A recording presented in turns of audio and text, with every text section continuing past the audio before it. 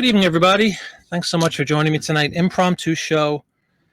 Just wanted to do a little listing. I found a really good magazine and kind of got the urge to do a listing show tonight. Wasn't really expecting to.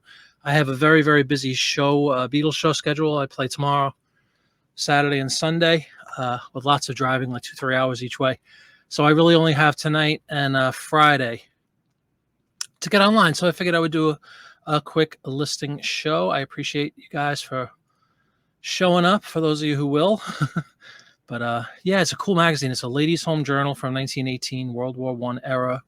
Advertisement abound. There's so many in this magazine that I had to stop pulling them because you have like the full pages, which are really, really big. They're 16 inches tall. So they're 2 inches taller than even the Life magazines by 11 wide.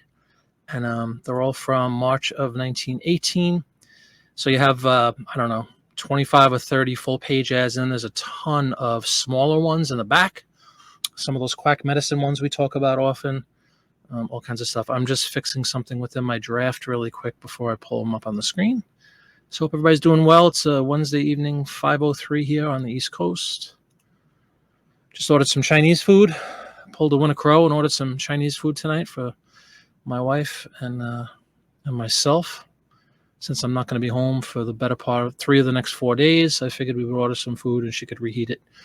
Wife's not a big cook. She bakes up a storm, but doesn't cook. I cook. And since I'm not going to be here, I figured I'd be lazy and order some Chinese food. Hey, CJ. Hey, Jeff. And Bartomania. Welcome aboard, guys. I apologize. I will be with everybody in just a second. I have to fix one thing in my draft for these ads we're going to be working on this evening. But it's good to see everybody. Jeff, Bartomania, and CJ is always ready, which is greatly appreciated. Let me see, 16 by 11. I'm going to fix that, and I'm going to add one little bit of wording. 18 World War. We'll discuss that as soon as I pull up that screen. Okay, that's saved. How's everybody doing this evening, this afternoon in Jeff's case? Anybody that's on the West Coast or other parts of the world? Good evening, morning, afternoon, depending on where you reside. But yeah, cool magazine, World War I era, which I'm actually going to put in my title for these, even though there aren't any specific war ads that I've picked so far. I think that helps, kind of enhances the title a little bit. If you put World War I era, you might capture a group of people that are looking for stuff from World War I. Oh boy. Jeff, how are the ads doing, Jeff? Have you listed some? Oh, really big news. Hopefully later on, I know it's early for her, but the deck project is gone. All right, good. Beautiful. Welcome back. Everybody I'm sure knows Omnipresent Dawn Wright and her mom are kind of a team. They do reselling together. They have separate stores, but they resell together. And they picked up a bunch of ads from me during one of my whatnots a couple of weeks back. And I was really excited because her mom, Dawn's mom, sold her first ad, and it wasn't an ad that I had sent her. It was actually this is like a great endorsement for everything we talk about. She had a magazine up at Better Homes and Gardens. I forgot the name, or Automobile magazine. Excuse me. It was some kind of automobile magazine that she said she's had up in her store for 2 years on eBay for $15, $14.99 for the whole magazine.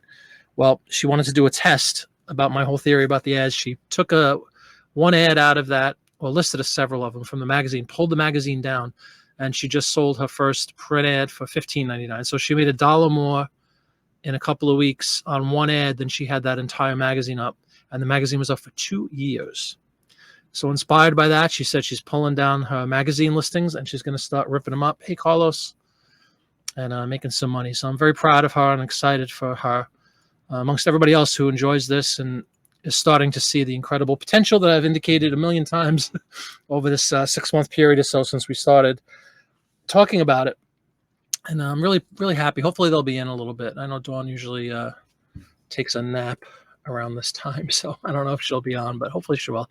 I don't know. I don't think I'm going to go super long tonight because Wednesday seems to be the night when everybody and the mother has a show or a whatnot, and I don't want to impede upon anybody else's stuff. I know a good friend, the channel Annie, she just released a video, I don't know, 20 minutes ago, half hour ago, that said she's doing her first whatnot this evening at 7. So that's kind of cool.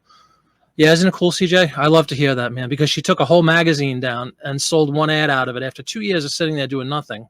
Sold an ad for $1 more than she had priced the whole magazine. That makes me happy. So anyway, Annie's on Whatnot tonight. I think she said 7. So we'll see. We might go till about 7 or so. But these ads were too cool not to go online. And because of my schedule, I won't be able to get on again really till probably Monday. I might jump on Friday just because I like the Friday night listing shows, but I'm going to be very tired. And I have to be, it's ridiculous. We're playing at this, a theater down near Cape May, New Jersey, if anybody knows where that is. It's extreme south tip of the state of New Jersey, and it's a nice theater, and it's a beach town. But we have to be there at 7. Well, the doors open at 7 in the morning, which means I have to leave my house about 5 in the morning on Saturday.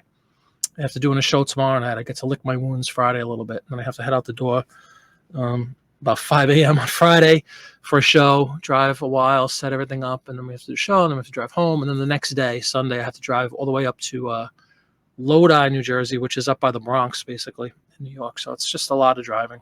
I'm not complaining. Trust me, I love it. But I'm glad I got some rest today. I'm going to do a little listing tonight and then hit the road tomorrow. I'm excited. 3 shows, 4 days. That's what it's all about. But yeah, really happy for Dawn's mom for succeeding. And she said it was a trial. Like she was on the fence. She picked up the ads from me on Whatnot and she was excited about it. But she's like, let me try something. So she did her own little experiment and took that lousy magazine that was up for 2 years and made her money in a week or 2 after listing her ad. So I'm very happy about that. Thinking about cutting up a Disney coffee table book. Wow. That's awesome. Yeah, Disney is very popular, obviously, CJ. Coffee table book that has like what in it? Like just photos, illustrations, or advertisements, or both? We have a lot of Disney stuff. I'm a Disney guy. I think we've talked about that 1,000 times already. I ripped apart a World's Fair 64. I think we talked about this too. A 64 World's Fair book, a little guy. And there was a bunch of Disney ads in there because Walt premiered a bunch of stuff at the 64 World's Fair, like It's a Small World. And so the ads from that little tiny thing, I think it's like 7 by 5 inches. Those sell really well too. And the book itself was only going for like $6 on eBay. The ads I got from you are in my stack. Oh, I have created a death pile for Jeff. Great. Get to listing, kiddo. Come on, make some money. See the banner down there? Let's make some money, everybody. Just illustrations. Yeah, it's up to you. I mean, did you do some comps on the book itself? You know me, I'd always prefer to take things apart, but it depends. That's not a truism 1,000% of the time. You know, there are some issues of certain periodicals that maybe I would consider selling as a whole, but not many.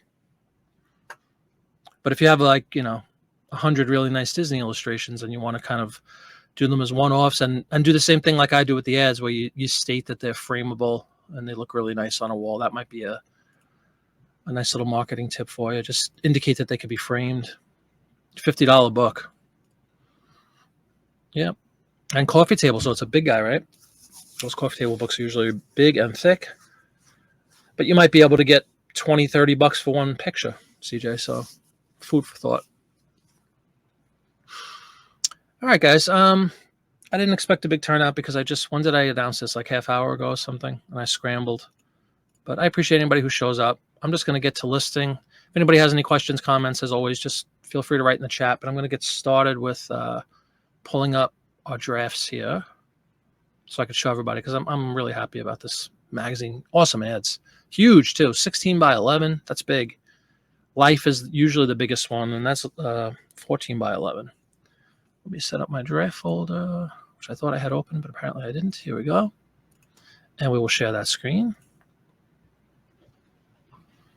Okay, it's in the assembly line, huh? Very good, Jeff. Very good. Let me know how you do with those. I hope you do really well. You got them for a steal. That's the thing about, once again, not to get off on Whatnot, but the thing about Whatnot is, my God, from a selling perspective, you're giving stuff away half the time. But to the savvy buyer, you can make a lot of money. It's a good opportunity. Okay, let me share this screen. And we shall begin the festivities of listing. Bam. Pull it up. Bam. Put myself in the corner. Bam. Get rid of the banner. Bam. How many bams was that in one sentence, in one comment? No death piles. Very proud of you, Jeff. All right, guys. As I said, 1918. It's March of 1918. I did prep the beginning to say 1918. We're going to put, obviously, the brand after the year, right? Vintage brand ad, World War I era. Actually, what did we forget? 1918 is now 100 years, over 100 years. So we're going to put antique printed. And let it begin. Pulling a picture. And I did resize all these things in advance, so hopefully we won't have any snafus when it comes to pulling a photo into our listing, like we've had, once or twice before. Got to wait for some gals to get on here. So we have a lot of, we got all guys in this room tonight. Got to get the gals in because we have a couple of cool gal-related items that I'd like to show them. And more importantly, I'd like to get their advice on. And speaking of which, look who just pops in. Marketplace Boutique, welcome aboard. And you're listing too? Very cool. What are you listing tonight? All right, let me pull one in. What's a more guy ad for this first one? We could always go to the standby, a car ad, right? And you know, a 1918 car ad is going to be kind of cool. Like, look at this picture just alone. Everybody see this one? It's for Buick. I'm going to have to blow it up because the font is a little bit small for me to read, unfortunately. But you kind of get the drift. Really cool 1918 automobile, kid with an umbrella, a whole family with umbrellas, as a matter of fact, in front of a church, it looks like, on a rainy afternoon or early evening. Loving it. 1918 Buick. We'll take a closer look. Let us just build this listing up really quick. We'll put Buick as our product. And we will go to the category. And I think Buick has its own. I hope it has its own. Maybe it doesn't. Let me get rid of this because I think it's throwing off the search. Buick automobile. See what that does. And sure enough, yep. See that? American automobiles, Buick. I do have antique in there, and I do have World War I era, as we said earlier, to try to attract people that might be interested in collecting World War I stuff. Maker's Buick, it's printed, it's an automobile, it's multicolor, it's original. We'll get to the model. I don't know if there is a model indicated yet, but we'll take a look at the photo once we blow it up. 1918, US of A. This guy goes right to 1999 because not only is the car ad, it's a very old car ad. So that's a premium for sure. All right, I think we have all the only thing we'll need to fill out potentially is the model of that vehicle. Stuff from your office you don't like anymore. Okay, that could be just about anything, huh? Whatever you feel like grabbing and getting up. Cool. There's the picture again, everybody. Looks like a family coming out of church, I would assume, because they all have their umbrellas and they're heading to the car. And it looks like mother is driving, shockingly. Everybody knows valve in head means Buick, is what the little tagline says under the big red Buick wording. And I'm going to blow this up so I could read to everybody what is going on with this one. It says branches in all principal cities, dealers everywhere. Main office is in Flint, Michigan, of course. Everybody knows valve in head means Buick. Did everybody know that? I didn't know that. Yeah, me too. I agree with you. It's a very warm, cozy sort of image. It's March, right? So I guess this is early spring. You can see that there really aren't many leaves going yet. The magazine was from March. All right, it says, so widely has the Buick name come to be accepted as making the highest standards of motor car construction that there is a national demand for a Buick for every phase of motor car use. In this day of conservative and careful utilization of every resource, indicating World War II, by the way, rationing. World War I, 1918, World War I. Its fine service and economy in upkeep have earned it a place as an economic necessity. You will find a Buick adapted to your particular needs in the line of 9 models of 4s and 6s in various sizes, roadsters, touring cars, coupes, and sedans, all powered with the famous Buick valve-in head motor, which is mentioned twice, so I think it would be rude if we did not mention it in some capacity, so we will put valve. Some of them are really easy. Head motor.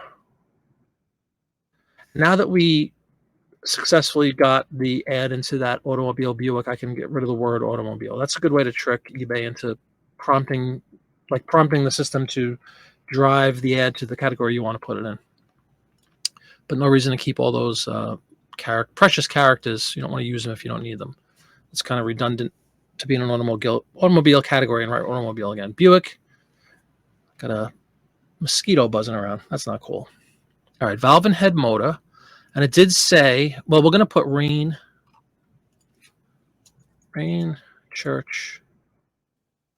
Just grabbing images, words from the image. That's the 3 that come to mind when I see it. If you guys think anything differently, let me know. I mean, we'd certainly put family, I guess. But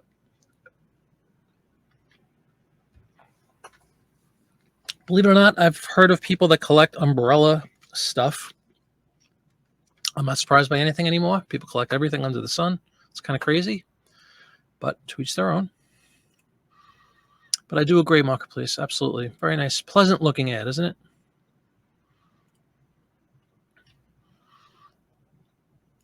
Carlos, maybe I missed what magazine. Yeah, did I not say? I apologize if I didn't say. I think I said it at the very, very opening of the show. It is a March of 1918 Ladies' Home Journal. Big magazine measuring, well, the ads measure right here, 16 by 11, so 16 inches tall. They're really like little posters, essentially. I say the same thing with the Life, but this is it's 2 inches taller than Life. So basically an inch on the top, inch on the bottom. Same width. They still squeak into my mailers, thank God.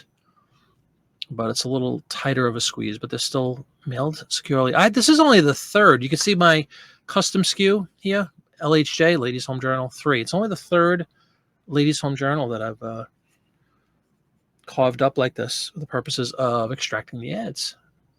But I really like them. I have a stack of maybe 25 or 30, whereas I have hundreds and hundreds and hundreds of Life still ready to roll.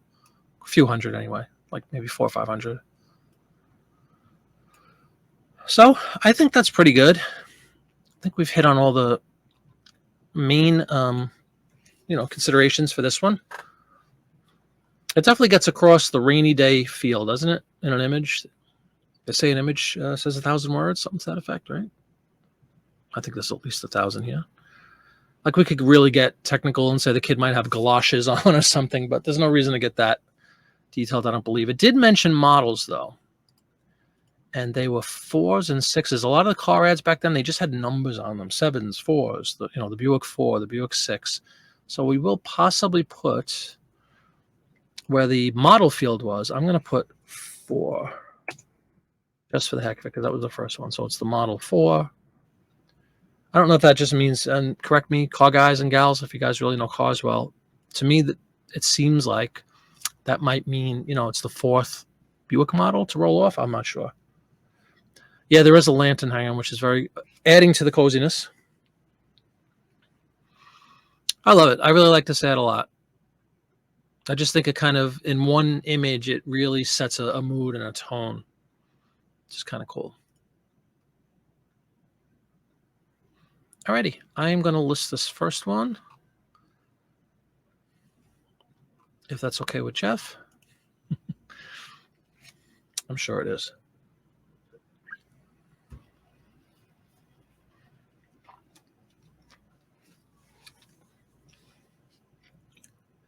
If Annie would jump on, which she hasn't in quite time because she's been so busy, I would be happily have her put in her whatnot information so we can go check her out. Maybe we'll do that. If I'm still on at 7, maybe we'll dive in and we won't tell her. We'll just sneak in and watch her whatnot, like we did for Rural Squirrel about a month ago. That was kind of fun. I heard she's auctioning off records tonight. which I've done 2 or 3 shows with records too. Super popular items, obviously. Shipping is the nemesis though right now over there on Whatnot for records. It's $9.50 to ship a record, the first one anyway, because they don't have media mail yet. Let's hope they get that soon, because that's really expensive when it could ship for like $3 with media mail, which is what I usually do with records and 45s and 78s on eBay. All right, we do have an other car ad, surprise, surprise. So we'll pull that in since we're on a roll here. This one is for a brand called the Overland. And you can see right here, we won't have to guess about makes or models, excuse me. It says the Light 4 Model 90 touring car. Kind of cool image there. The runners, right? Don't they call those running boards? Overland. I'm not sure if they have their own category, but we will soon find out. And then we'll take a closer look at the picture, as tradition dictates. Is that a Jeep and a Willie? Absolutely not. All right, we'll put it in other American automobile ads, which is where you put car ads that don't have a specific home or a dedicated category to the brand. And I forgot to change my store category, but that's an easy fix. All right, we are properly in automobiles. We're in a print ad. The make is Overland. It is multicolor. 1918. It's most definitely original.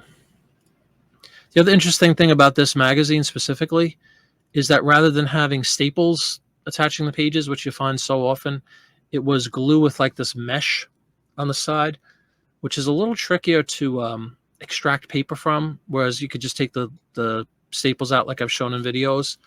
When you have that glue mesh, I usually use just a hairdryer or some sort of heat source, blow it up and down the spine for a couple of minutes, and it really does a great job at loosening that glue up, and then the page is very, very simple to pull out. But you want to make sure you melt that glue a little, because if you don't, it's a mess. It's very hard, unless you have a X-Acto knife or something if you want to get into that. But I don't want to ruin my fingers with X-Acto knives. Light 4 Model 90. Light 4 Model 90.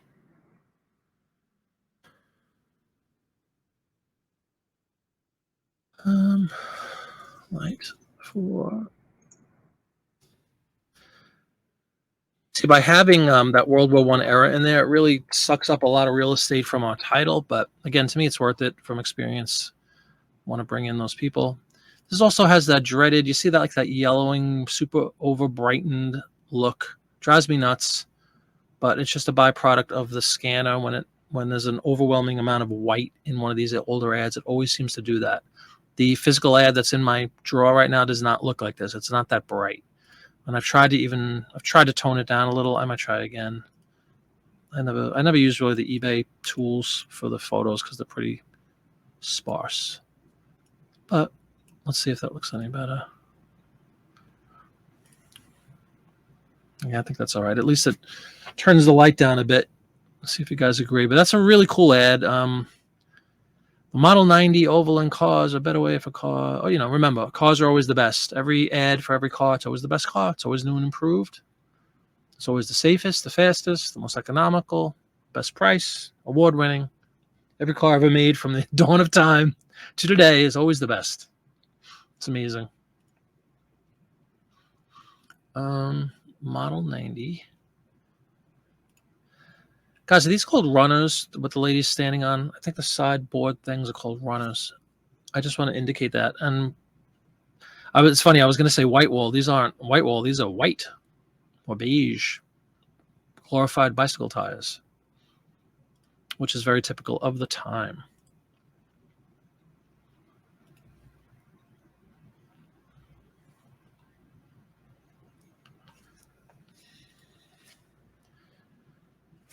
I just got a very nice message. Hold on one second, everybody. Let me pull up the photo nice and large so everybody can check it out. And let me know if you guys have, running boards. That's it, Jeff. Thank you. Is that what I said? Boards, running boards. I like to indicate that. I think that's a cool feature of the older cars. Just respond really quick to this very sweet message I just received.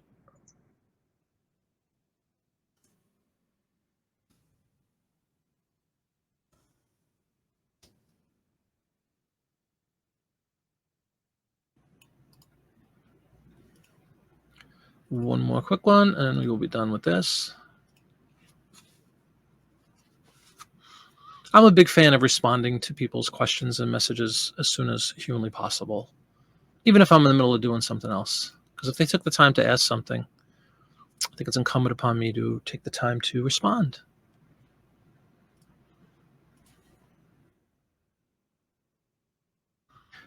Alrighty. Thanks, that guys. Yeah, running boards. I like that. I'm going to put that into the title. If I could fit it, which is debatable.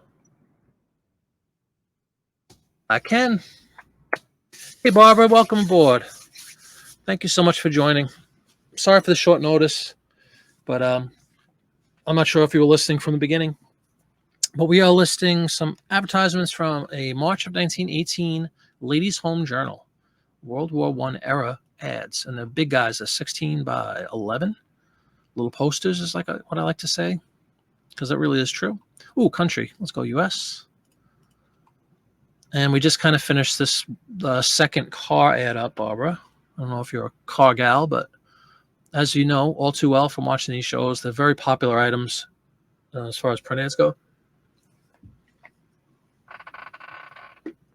Probably my number one seller as far as a category of advertisement would be automobiles, which is why they're always a slight premium.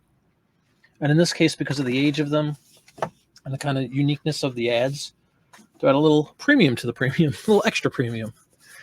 And this is a cool brand, Overland, that you don't see too often anymore anyway. I'm sure CJ could tell us when Overland went out of business, but he's usually great at the research stuff. All right, guys, we're going to list this one. Bam. Thank you so much for stopping in, Barbara. I appreciate it. All right, there's two. And also, Barbara, I just wanted to mention this magazine because I said it at the beginning of the show. And anybody else who came in after like the first 30 seconds, this might be this magazine as I was going through it earlier when I was figuring out, okay, I'm going to go on live, probably has more ads than I've ever seen in any magazine. There was at least 20, 25 nice big, the 16 by 11s. And there has to be another 30, 40 easily of the smaller ads and all those quack medicine kind of things. And, quarter page ads, half page ads for all types of products, which are equally interesting, just a little bit smaller. So this magazine, we're going to be doing a few shows with this magazine, that's for sure, because there's just so much material out of it. Always love to see that. They became Willie's, CJ. That's why it's funny. Did you see in the beginning when it was prompting me to put a category? It said Jeeps and Willys, and I kind of scoffed at it. But there you go. Overland became Willys. Isn't Overland a brand of a Jeep now? The fancy Jeeps, the really expensive Jeeps, I think are called Overlands, aren't they? I should have put that together. Maybe we will tweak that. In fact, give me 1 second. I am going to move that category to the Jeep / Willie category that eBay initially prompted me to. Jeep and Willys, bam. I won't have that screen up, guys. Sorry. I'm just going to do a quick edit on the one we just listed and put it into that category. Thanks for the information, CJ. I appreciate that very much. Model. Unfortunately, when you change the category that you're in, you have to go in and redo all these things. I don't want to bore everybody with the same repetitive nonsense. 1918.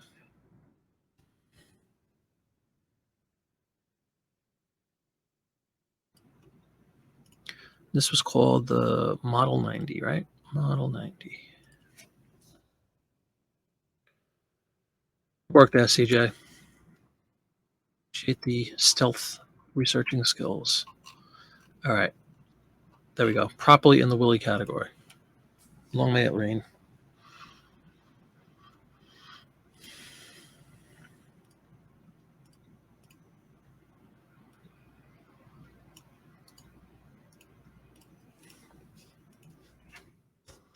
Righty, let's get back to the main. Hi again, Barbara. CJ with a great knowledgeable comment. They became Willie's. Awesome, awesome, awesome. Has been tweaked and modified accordingly. Thank you. Alrighty, let's pull up another one. And I think that does it. Remember, like I said, I have 60 ads to pull from this magazine, but for tonight's exercise, I think I only did like 12. So there's our 2 car ads for the evening. Barbara is here. Marketplace Boutique is here. I'm waiting for some more women to come on board before we look at some of these ads that I specifically picked out for the ladies. But I did two very different things tonight. We're starting at 5 o'clock, which is earlier than my usual time. Really, like I said, because I know so many shows. There's so many competing shows at 7 and 8 and 9. And now Annie's got her Whatnot going at 7. So I wanted to get on earlier. And whenever I do that, I run the risk of losing out on some potential people to come in because it's so early. And I know a lot of people come home from work, and you guys live in different parts of the country where it's still afternoon and all that stuff. But that's okay. You can always find me on the dial at some point. Keep you on your toes, right? Don't be too predictable in life. Although the Friday thing, I do like a lot. I like doing my Friday Night Live. That's pretty much consistent. And the Monday thing is consistent, except for this past Monday because it was 4th of July. And Travis and I were talking all day, last couple of days. We will be back on Monday after my world tour concludes for the weekend anyway, for the 3 or 4 days.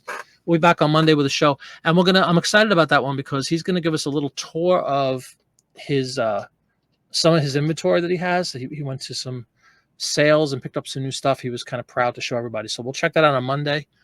Live in action. That'll be 7 o'clock on Monday. Let me see what else I can pull in until the women arrive. All right, we'll go with this one. A brand I've also never heard of. Has anybody heard of Golden Age macaroni? Because if you haven't, here it is. They're saying, again, it's a World War I conservative rationing kind of an ad saying, serve macaroni to save meat. So fill up on those carbs instead of wolfing down your steaks, everybody. Hey, Bobby, welcome aboard. Debbie, welcome. Here they come. See, I said, where are the women? And they started coming in. Hi, Debbie. Welcome aboard. Thanks for joining. Bobby, welcome. Audience fans, yes. How you doing, Bobby? You're still getting used to getting out of Hawaii time, even though it's a couple of weeks? I know it takes a long time to adjust when you travel like that. Well, check out Bobby on Cap Guy and JT. Great channel. It was a pleasure. I was a guest of his and Angie's a couple of months ago now. Had a great time in this show, and I watch. In fact, you guys are on tonight, right? So what I was saying, there's so many shows tonight. It's ridiculous. So I try to sneak in a little early this evening. It's Paige. What's going on, man? Welcome, welcome. It's the Love Train. Oh, yeah, that's the OJ's. Yes, indeed it is. Well, thanks, guys, for coming in. And welcome, Debbie. I'm glad. So how many? Let's see. We got Debbie. We have Marketplace Boutique. And we have Barbara. So we have 3 women. When we get to 5, we'll start banging out some more exciting ads for the ladies. Really, like I said, it's really I just need help with some of the styles and clothing and all that stuff. And the ladies are usually very good for that stuff. Alrighty. So in the interim, we have a interesting macaroni ad for Golden Age macaroni. Oh, it's on Angie's channel. Okay, very cool, guys. I'll put a link in there in just a moment for you, Bobby. So anybody who's watching tonight, if you want to check out Cap Guy on Angie's. And what is the show time? Eastern, Bobby? 8 or 7? I know you're in Central Time, but I don't feel like doing the math. It's 5:36 here. So let me know what time, and I'll put a link in there. All right, you'll see this all the time during World War I and World War II, obviously, rationing, where we're trying to conserve product for the war effort. And this is no different. We're at the extreme tail end of World War I. I know the fish looks really delicious, doesn't it? Remember we joked about the song Fish Heads? There it is on a plate with some spaghetti. Yum. It actually says fish and green peppers with macaroni dressing. Oof. All right, so it's 8 o'clock our time, guys. Most of us, if we're on the East, I will put a link in there for them. Go check out Cap Guy and Angie. After you check out Annie's first Whatnot at 7 o'clock. Let me. I want to get that link for you. God, but you're on Angie's channel, you said, right? Let me go to Angie.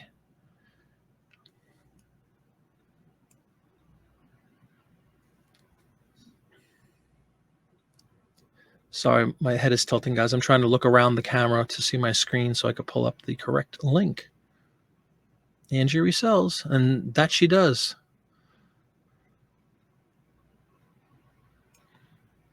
I just want to put a link in there. Click and enjoy. Click and then hit the reminder, hit the bell notification, won't you? If you guys haven't checked out Angie before, she has a great channel herself, and Bobby is off and on with her. I think you go back and forth, right? Like what channel you're going to do your live shows from.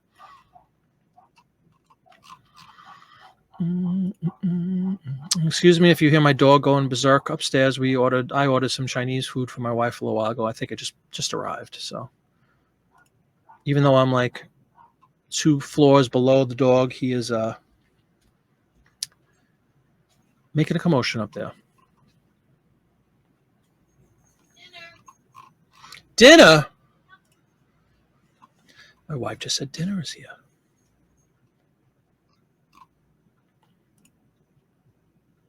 All right, finally. Sorry about that, Bobby. I just had to copy and paste. But anyway, check out. Yeah, the Chinese, isn't that close to the Mediterranean? No, I just picked it up really primarily because I'm not going to be home for 3 of the next 4 days. And we, for those who might not know, my elderly dad lives with us. We take care of him. So he kind of needs something. And my wife is not a cook at all. I am. So it was either me cook like a meal for 4 days or order some Chinese food lazily. So we went with the latter.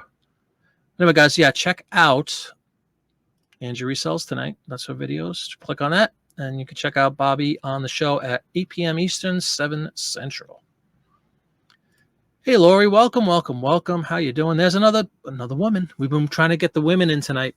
Angie, Lori, because I have a bunch of ads. This is a really cool magazine. It's March of 1918 Ladies Home Journal.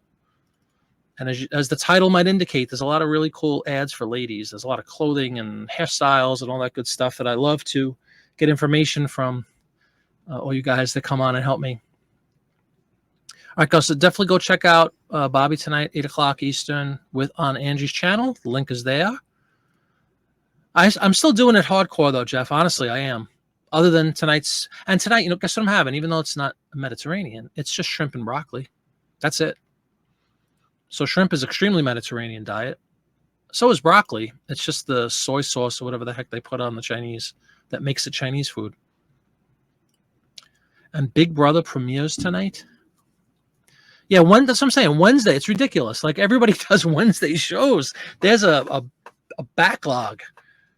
And now we got Annie doing her debut on Whatnot. And if she would chime in, I would give her a link. But you know what? It's called tough love. That's what we call it. If she's not going to show up, no, I'm not that way. I'm far too nice. Actually, I have no idea what her channel is because she's just going on for the very first time. So hold on. If you guys aren't doing anything, just hang out and watch the screen. And I'm going to see if I could find out what the heck her Whatnot is called. Hi, friend. Friends. Annie Log. Interesting. All right, everybody. This is Annie's Whatnot link. Do with it what you will, but she's going on in an hour and a half or so. Her first ever Whatnot. You had Popeye's fried chicken. God bless.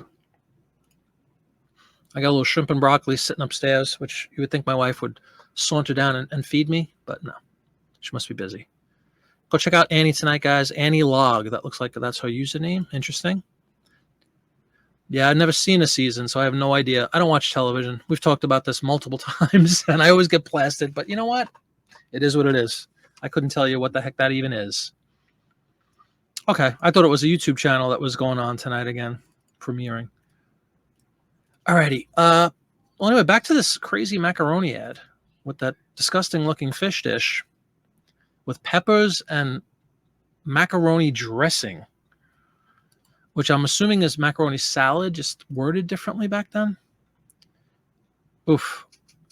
And then they have spaghetti with red kidney beans, which is actually delicious. Macaroni with hard-boiled eggs and cheese at the bottom.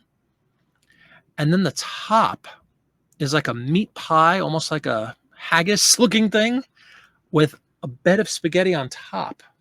Crazy. Crazy, crazy, crazy. But wartime, you know. You do what you can, right? All right. The brand here is called, what is it? Golden Age.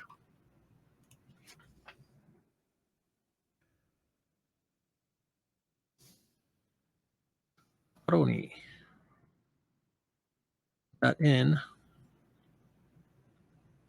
to get rid of this wording. Food and beverage. Sounds good to me. Thanks, Bobby. I appreciate it. Yeah, please do hit the thumbs up, guys. If you have a moment, I'd appreciate it. It lets YouTube know that you're digging the video, digging the show. Other people may potentially suck it into watching it too. How you doing, Bobby, with sales? How with that? I know I like your posts. You do daily posts on Instagram that kind of spells out exactly how you're doing, which is interesting. I like that. A lot of honesty in that one, which is always appreciated. The good, the bad, and the ugly, right?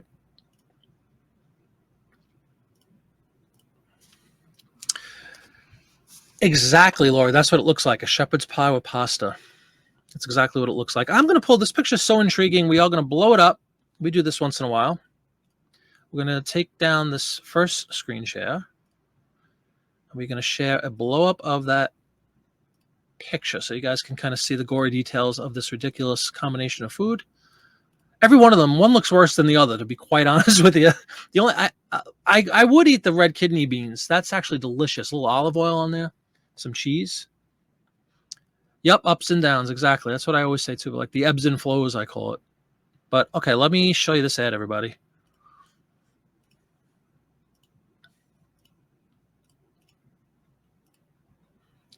And we could get extreme close-ups of scary-looking food products. Ta-da-da, there we go. All right, we'll start at the top. As Lori indicated, almost like a shepherd's pie thing going, except instead of mashed potatoes, a very thick, huge bed of like plain spaghetti on top of it. A chartreuse of meat and spaghetti. It's probably just ground beef. Yeah, roller coaster. Right? And then you got this. This is the one that just gets me right in the middle of the throat. Fish and green peppers with macaroni dressing, everybody. Doesn't that look delicious? This is the only one I would personally eat of the selection. Just spaghetti with red kidney beans. Like I said, do a little olive oil, some parsley, some garlic. That would be delicious, actually. And quite Mediterranean. And then finally, you have this concoction. It basically looks like some ziti with hard-boiled eggs on top and cheese. I don't know if it's like a macaroni and cheese-esque product with some eggs on top. Rural Squirrel, speaking of whatnot. Ladies and gentlemen, welcome Rural Squirrel, who had another show today. Was that only your second one, I think? Let us know. But in the interim, if you are hungry, you're not going to be for long. Just take a look at this disgusting combination of food we have here with this lovely Golden Age macaroni. Remember, this is World War I. We're rationing. We're conserving. So desperate times cause for desperate diets. And in this case, we got the chartreuse of meat and spaghetti atop. You got that yummy fish and green pepper raw. It looks like an entire fish just laying on your table, on your plate. Cooking optional. You know, tough times. Macaroni dressing, whatever the heck that is. Spaghetti with red kidney beans. And, of course, the beloved macaroni with hard-boiled eggs and cheese. Yes, that's right, folks. Read it and weep. Ew, yuck, says Muggle. Well said. Rural Squirrel. Yeah, that's awesome. I did. Yeah, I was in for like the first few minutes. Second one ever. How'd you do? Did you succeed? Did you make some money? How long did you last? How long did you stay on? I want all the details. For those of you who might remember, about, what was it, a little over a month ago, probably, Kristen, we watched all together on my show. We were finishing up a chat show, and we decided to go live and stream Kristen's first whatnot. And it was really cool. We were probably on there for like a half an hour or so. And I hope you had a good time today. Like I said, I caught about a half hour, but then I had to run out, and I was setting up for this show. So I hope you had a good time. Yeah, wasn't that cool? That was a lot of fun. We might be doing the same thing to Annie in about an hour and 10 minutes. Annie from eBay School. Annie's always in Don Auction Professor's chat. She's usually in mine. Hasn't been for a while, but I know she was, extremely busy, which is acceptable. But she released a video about an hour ago saying she's doing her first one tonight. And she's doing records. So I did put a link in there if anybody's interested. And she has that same $10 coupon. So go grab that and you get $10 of free stuff. Hey, Memphis Blazer. Welcome, welcome. Memphis Blazer, just to recap for anybody who's joining the last few minutes, we're doing a magazine from 1918. Let me pull it back up, by the way. Ladies' Home Journal from the end of World War I, March of 1918. And pull the screen back up. There it is. Okay. And we've listed, I think, 3 or 4 ads so far. A couple of car ads. And now we're on this crazy brand of spaghetti called Golden Age. And it's not the spaghetti that's crazy. It's the really bizarre combination of suggested uses for said spaghetti. We have the meat, like Laura Gonzalez basically said, it looks like a shepherd's pie, except you have a lump of spaghetti on top. You have a raw fish, head to tail, with little bits of macaroni and green peppers, which is one of the most unappetizing things I've ever seen in my life. Not even joking. Then you got the spaghetti and red kidney beans, which is acceptable, followed disgustingly by macaroni with hard-boiled eggs on top. Woof! Where to begin with this? We don't have enough space for this one. How do we summarize that entire debacle? Golden. Let me just fill these out. Golden Age. My Chinese food sits up there getting cold.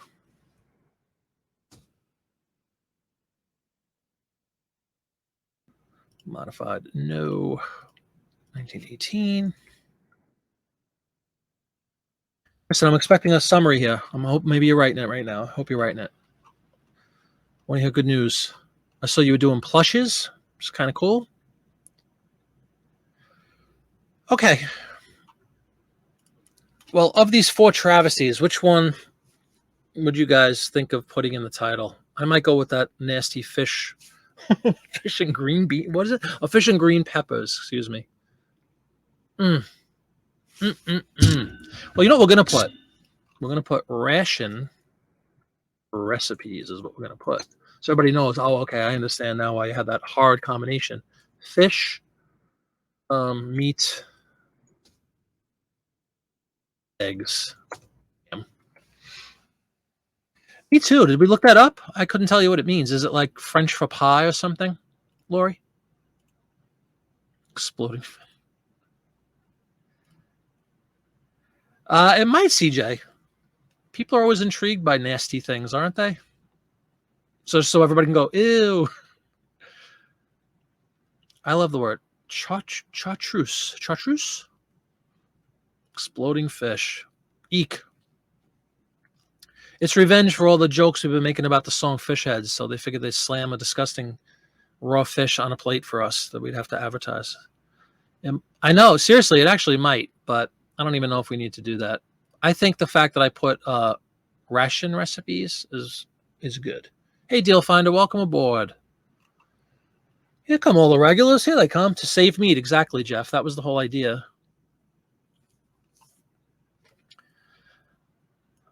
Yeah, I could just put that to, I don't know if it'll fit. Save meat. Damn. Look at Jeff. A type of alcohol? Oh, you always thought chartreuse was green? I couldn't tell you what it is. All right. Well, to say that that's an interesting ad is putting it mildly. We'll go back to our regularly scheduled pricing scheme for this one, even though it's kind of unique, but it's all right. Think about it, everybody. If I get $15 for this one sheet, multiply that by 60.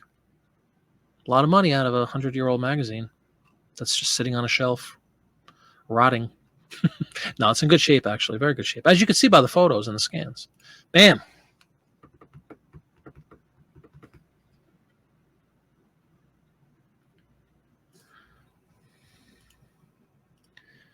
All right, it is now time to write my wife and request food be placed in front of me.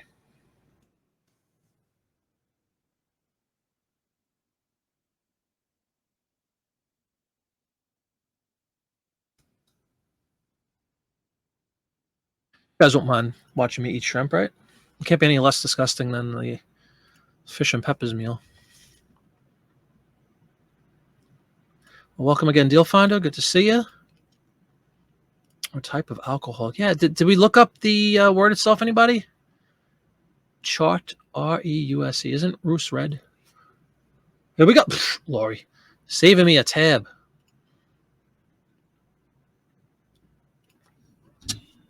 Also known as yellow green is a color between yellow and green. It was named because of its resemblance to the green color of French liqueur. Now, what the heck does that have to do?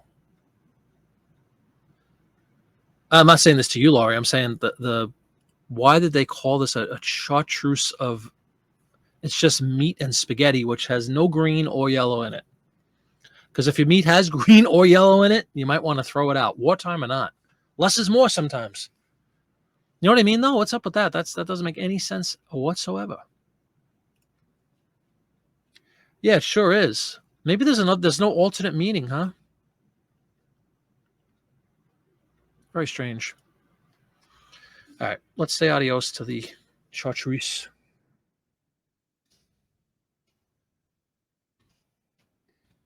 Gotta eat the shrimp. I agree. Also extremely Mediterranean. Still doing the Mediterranean diet, but doing a little Chinese excursion this evening. But it's still just shrimp and broccoli. Two very Mediterranean friendly. Yeah, apparently so, right? Memphis Blazer. It just has no correlation whatsoever with the product that we're seeing. But anyway, I knew that would be an interesting ad, and it definitely lived up to the hype. One of the odder ones I've put up, just because of the recipes, not because of the spaghetti. You know, spaghetti's kind of spaghetti, unless you get Barilla. But seriously, folks. All right, I think we have enough. Hold on. What do I hear? I hear the pitter-patter of Mrs. Flippit coming down with a piping hot selection. It's the missus is delivering the food. Thank you. Oh, please. Thank you, baby. Welcome. Thank you. Now that's lovely, ladies and gentlemen.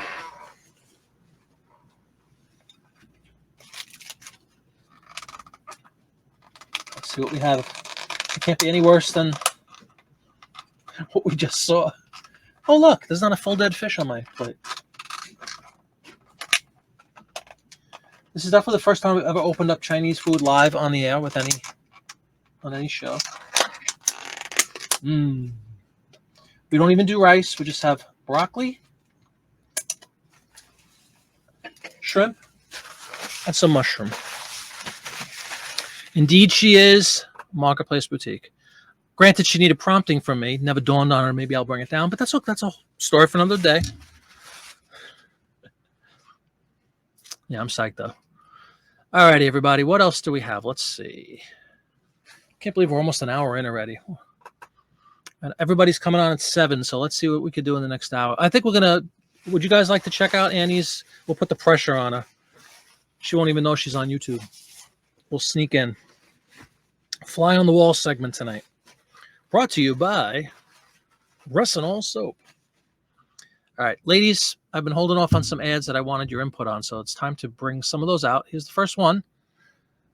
Winter Crow, conspicuous in her absence this evening. I think she was at her store, which is an outdoor thing. She has a shop in a flea market kind of thing outdoors, and she's probably exhausted from doing that. So we'll let it slide tonight because it was impromptu. But she would have been all over something like this. This is Heinz hand cream, right? Still out there. Kind of a cool bottle. But again, the question would be really about hairstyles. Kind of risque right here, right? For 1918, showing a shoulder. Oof. Unbelievable. It's not even the roaring 20s yet. And it says, I use this cream because it adds charm to the skin that it's intensely gratifying. Shouldn't all things be intensely gratifying? like Chinese food.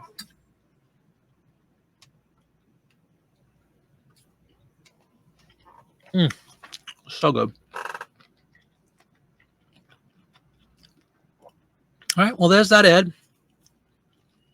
Very popular brand. We'll take a look at the picture again. Let me just put up some specifics so we can have some fun and dissect the ad itself. Pretty lingerie lady bun hair. Okay, I like it. Thank you. Jody contributing, Marketplace Boutique. Check her out on YouTube as well. In fact, let's give her a link as well, because that's what we do on this channel. We help you, everybody else. If you guys would be kind enough to give a thumbs up, I'd appreciate that. If you guys would be kinder enough to spread the word about my channel, tell some friends, tell some family, anybody you think might be interested. Still mired under the 1,000 mark with the subscribers, and just want to get over that last hump. I got over the 3 of the 4 humps on YouTube, and that's the last one that eludes me so far. So please, if you do, seriously, know anybody that might be interested, let them know. Send them a link. I would greatly, greatly, greatly appreciate that. And I just wanted to pull up Marketplace Boutique's channel. We'll give her a little plug too. How long have you been doing YouTube, Jody? I'm just curious because I just found your channel. I don't remember how. Oh, I found it on was it on Johnny's show? I don't remember actually how I found you, but I just found you recently. I know you were on our show a few times, but I didn't realize you had your own YouTube until pretty recently. So let me give.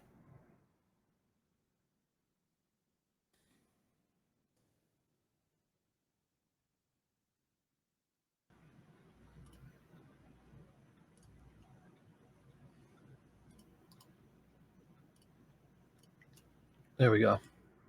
Gotta go check out Jody on Marketplace Boutique. She's got a nice channel. Tell him Jiminy sent you. Yeah, bare shoulder. That's good stuff too. Pretty lingerie, bare shoulder. I actually think bare shoulder is worth mentioning, as is the hairdo. And Jody was saying what bun. If anybody else has if there's anything I'm missing, like as far as the style, let's pull it up again. Bare shoulder is self-explanatory, but the hairstyle, yeah, it is up in a bun. But is that like, is that a famous style of the era? Is it called anything other than just a bun? Are my questions.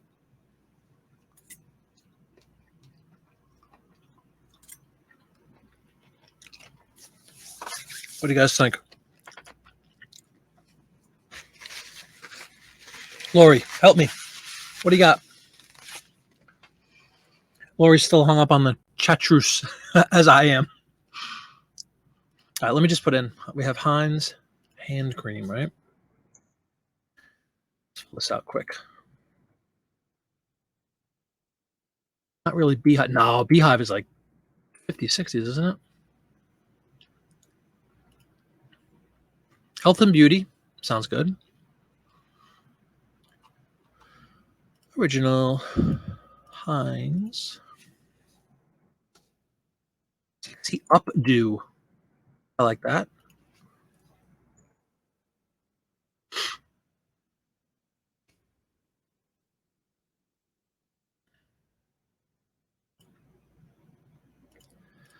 All right. Everything's in there. Yes. We just have to, yeah, we have to, whether it's Sexy Updo or Beehive or Bun, got to do something. And then I don't know if this has any bearing, but we've done this on many a show previously. You could see that right under her, where the drawing kind of begins on the left side, extreme left, where my arrow is, it says Brett, B-R-E-T-T, indicating that that would be the illustrator, I'm assuming, obviously. And sometimes it's happened. Annie is actually really good at that. She would usually look at the artists, which you can often see with illustrators in some of these magazine ads. And every so often it's somebody pretty famous. And definitely, if it is somebody famous like that, you want to make mention of it, either in your description or in your title, depending on the popularity of the artist, obviously. So I don't know who Brett is. If anybody does or wants to do a little research to see who was doing illustrations around 1918 with the name Brett, B-R-E-T-T, Brett. It is honey and almond. So let me.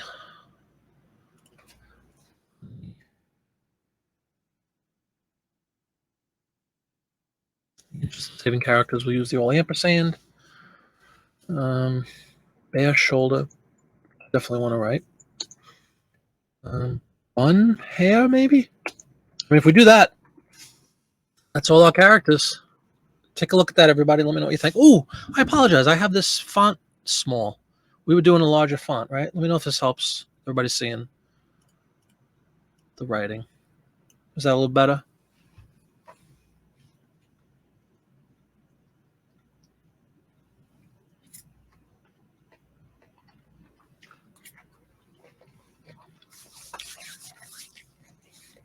Hopefully that helps.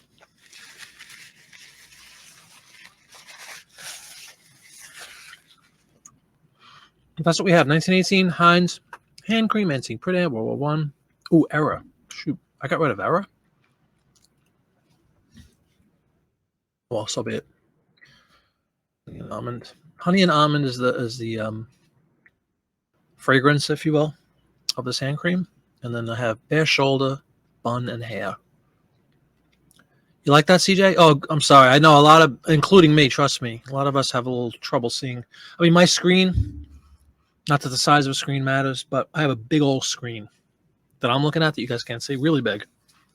So it helps me personally a lot when I'm doing these shows to read this stuff, because if it wasn't large like that, I wouldn't be able to read it, unfortunately. But I know for the benefit of everybody watching on YouTube, it probably helps to have the font a little bit larger. Let me know next time if you guys can't see. I just forgot to make it large. Sorry about that. I think that pretty much sums up this one. That's a nice looking ad. It really is kind of risque for the time period. You would think, showing the shoulder. All she has is that one little strap hanging on her arm. And if anybody found anything about this Brett, if you wouldn't mind letting me know. I'm just reading some of the stuff. Oh, they're also giving away samples at the bottom. They have talcum and a cream soap. Be sure to enclose stamps with your request. 2 cents for cream, 6 cents for trial cake of soap, and 3 cents for a miniature can of talcum.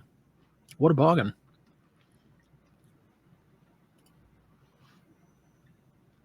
All right, well, I guess we list this one to the eBay gods, see how it does.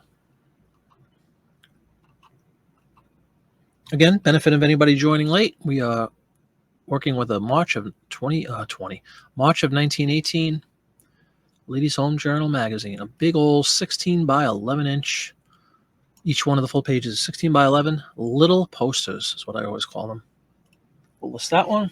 We'll take another piece of shrimp. Nutrition is paramount.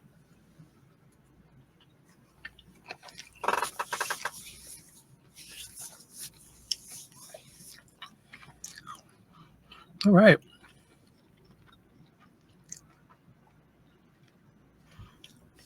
Rocking and rolling. Getting quite a few up tonight, which is always a good thing. In just 55 minutes, we will eavesdrop on Annie's first ever whatnot, putting the pressure on her completely because she hasn't been on our show in a couple of months. So this is what she gets. We're all going to spy on her.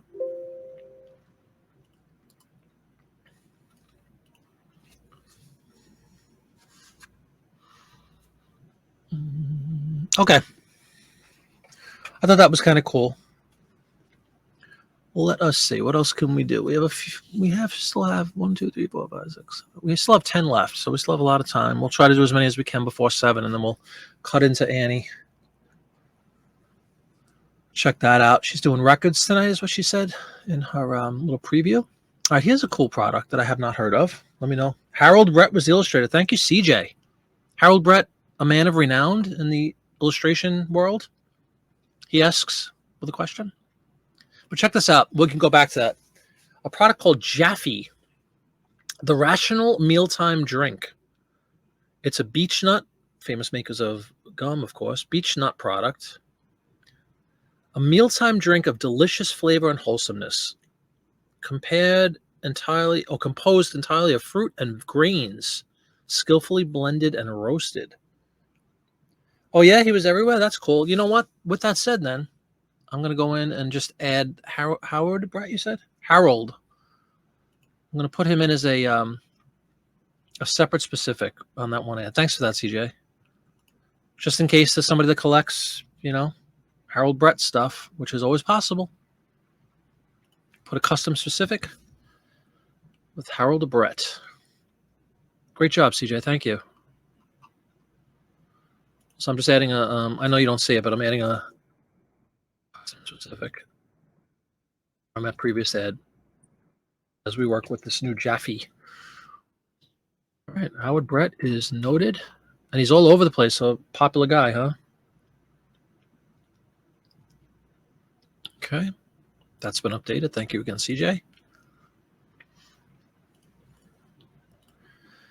Well, yeah, in the interim, we have this kind of fruit and grain hybrid that creates a coffee-like drink, but of course it's not called coffee, it's called Jaffe.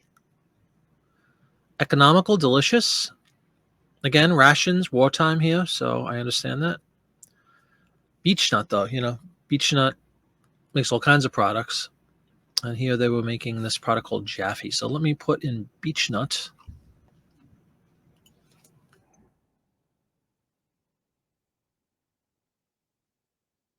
I would think that the eBay would do a spell check on Jaffe, but of course they don't. See, just when you think you have it figured out, somehow that's a word. Food and other beverage ads. We will put that there. Put this into beverages. And do we have anything else? Yes, we have multicolor original. Nut. Make us a baby food too.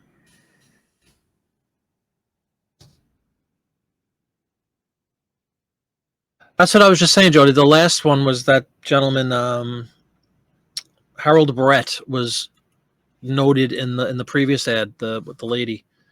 So on this one, I'll check it out too. Yep, it's always worth looking for the illustrators or artists or whatever, because sometimes they're fairly renowned, and it's definitely worth putting, making mention of them in these ads, on the off chance that somebody might collect works by that specific artist or illustrator. All right, so take a look at this. Let me know what you think.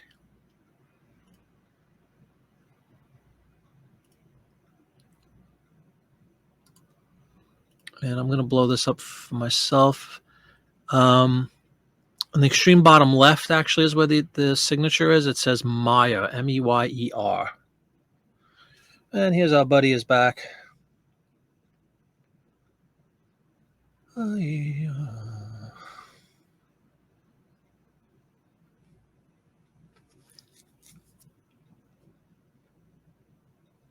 Excuse me, everybody. We got idiots. At least they waited an hour and 10 minutes to start. Meat from the jackfruit, you say? Yeah, I see it, CJ. Thank you.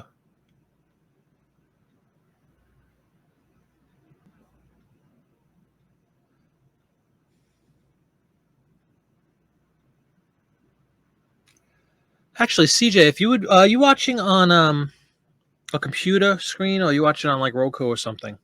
Watching the show? Please let me know.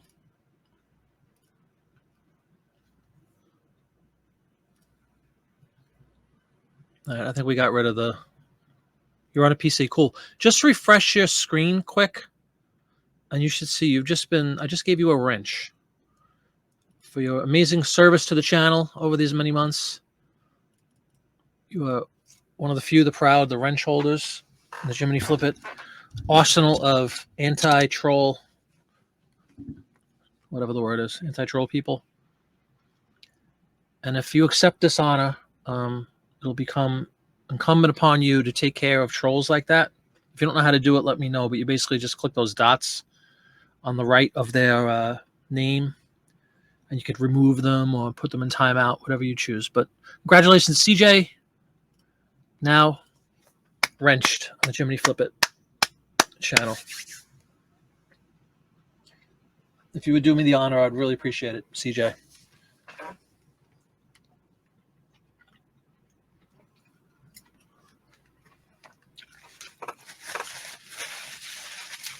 Thank you, sir.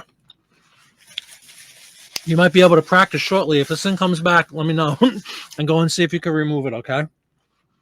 It just helps move the show along. I'm going to have a few people with the wrenches. Well, I think this is a really interesting food product. Really, it's like it's a meal. It's a drinking, you see them nowadays, obviously. Yeah, absolutely. Hats off to CJ. Congratulations. Well earned, well deserved. You too may be worthy. All of you are worthy, honestly. But I'm going to try to be sparing with giving them out. But there's quite a few people I would probably do it for anyway. So if you have any interest, let me know. Really, the only thing I ask is if you get the wrench, please just, on the offhand chance that we have idiots like this last one, which isn't really a person, by the way, it's the robots or whatever they call them. But if we get stuff like that, if you could just kind of weed it out while I'm talking or doing something else so it doesn't bother anybody or offend anybody on my show. Unfortunately, again, it's a byproduct of doing YouTube shows. Sometimes you get those idiots. But yes, an administrator. There you go. He's an executive wrench holder. I appreciate it very much, CJ. Thank you. Okay. Well, anyway, guys, what do we think? Rational mealtime drink. How about that? Sometimes these things write themselves. Hey, mother's mustache. You know what? Dawn hasn't woken up yet. So when you snooze, you lose. That's my philosophy. What do you think, mother's mustache? No, I actually wrote her. She really is. I think she is napping. Wednesday's a big night for Omnipresent Dawn because she has to be on about 8 different shows.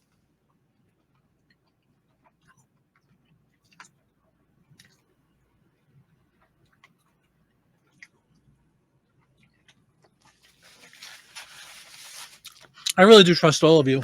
You could all have wrenches eventually, but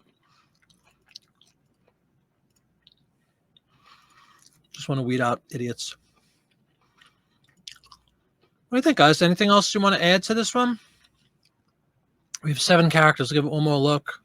It's basically just a powdered, looks like coffee to me, but it says it's a compound of fruit and grains. Was she really, Memphis Blazer? She did write me on Instagram, so I know she's well. She was listing up a store this morning, which I was very proud of. I think she purposely kind of stayed away from YouTube a little bit this morning, because it becomes a trap for all of us, I'm sure, right? Present company included. Like, sometimes you start watching these things and you really should be working or doing something for yourself or your store or whatever, or YouTube channel or your whatnot or anything else you might have, or Etsy store or Discog store. And you wind up watching these videos and you're intrigued and you get involved with the live chat. You're saying hi to everybody. And before you know it, the clock just keeps ticking. So I think she purposely, nothing against Matt whatsoever, but I think she just purposely avoided YouTube as a whole because she didn't write me either, which is not typical of Dawn. And she wrote me like later in the afternoon and said, hey, I was listening all morning. So I know she's okay.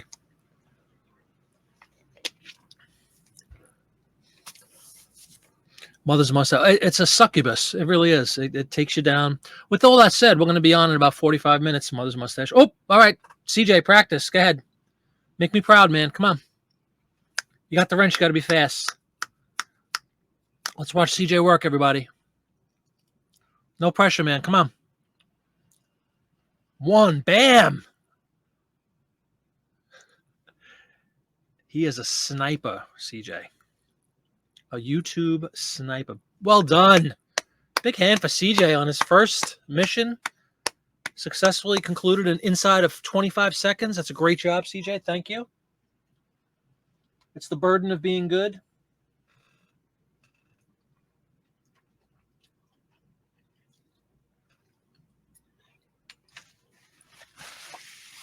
You did. Shot down. That's well done. CJ putting on a clinic right there. That's how you handle these morons. Right? That was a good job.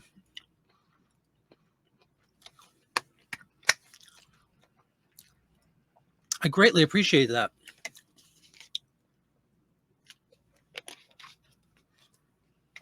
You know what's crazy about this specific one that I have? This is the second show, I think, right, that we've been inundated with this. It's exactly the same same whatever they're writing, the stupid thing they're writing. It's like the same thing over and over and over. They don't even change it up. It's crazy. Memphis says, yes, mothers. I bought on 3 different shows today. Did you really? Yeah, that's the thing, Memphis. It's true. It's hard not to. You don't know what to use. Did you remove? That's probably the best thing. You can remove, you can block, you can report. But what happens is these bots, as they just keep changing their ID and they keep coming in. It's all automated. It's like a virus. It's just usually kids being idiots. No, I definitely understand, mothers. I can understand. You have to have a little bit of it. Challenges everybody's ability to refrain. It challenges everybody's ability to, excuse me, not spend money.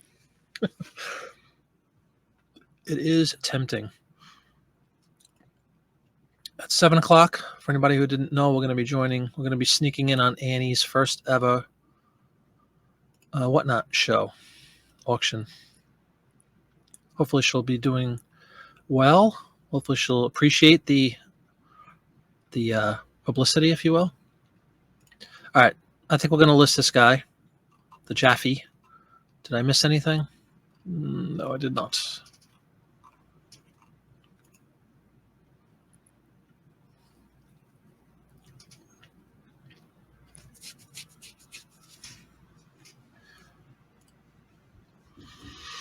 Alrighty. I thought that was a kind of just an interesting product anyway, right? I think a lot of you understand now why I prefer these older ads in general to like the 60s ones, which are pretty modern to me. They just have a lot more going for them. That because they're older, they just have a different, overall different quality. There's a lot of illustrations. I like the novelty of the older stuff a lot more than current. All right, Jaffe is gone. Here's a cool one. Again, a product of the devil, but Jello gelatin.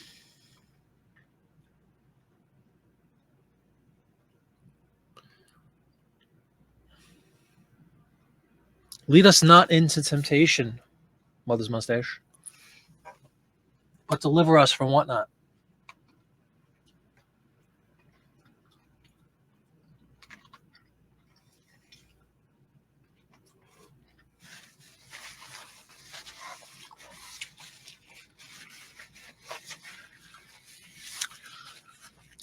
And for anybody who joined the last 15 minutes or so, please excuse me as I hunch over and try to wolf down my Chinese food during a live show because I'm starving. 10-cent Jello. Awful product. Strawberry Jello. Jello is insanely popular. Jello ads are insanely popular. So we list them, we do. Despite our hatred of the actual product. Jello has its own little category called Gelatin and Jello.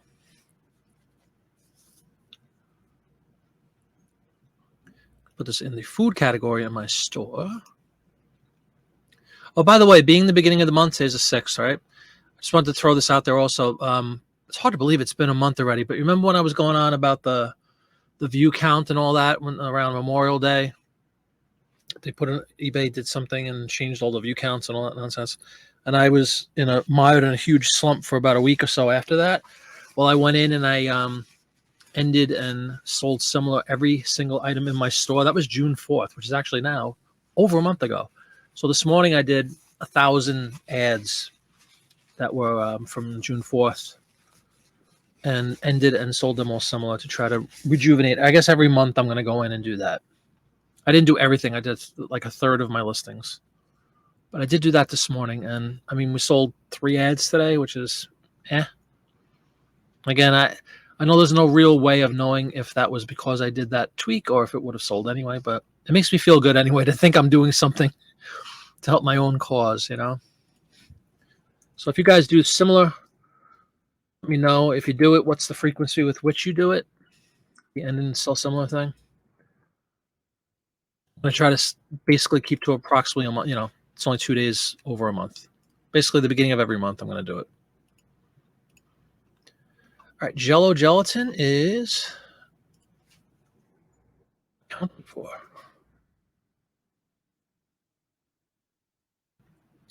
Mother's Mustache has had it. But will you watch vicariously through my feed? Mother's Mustache. That's a question, because in just 38 minutes, we're going to be intruding on Annie from Annie eBay Schools, her YouTube channel, by the way. Go check that out. We'll be intruding and watching hers. But then you don't have to be tempted because you're just watching a stream. You're not actually you're not participating in her auction. Not that I'm discouraging anybody from buying her. She's selling records tonight. She said she's doing a vinyl show, which I like too, because I've done 2 or 3 of them, and they do pretty well.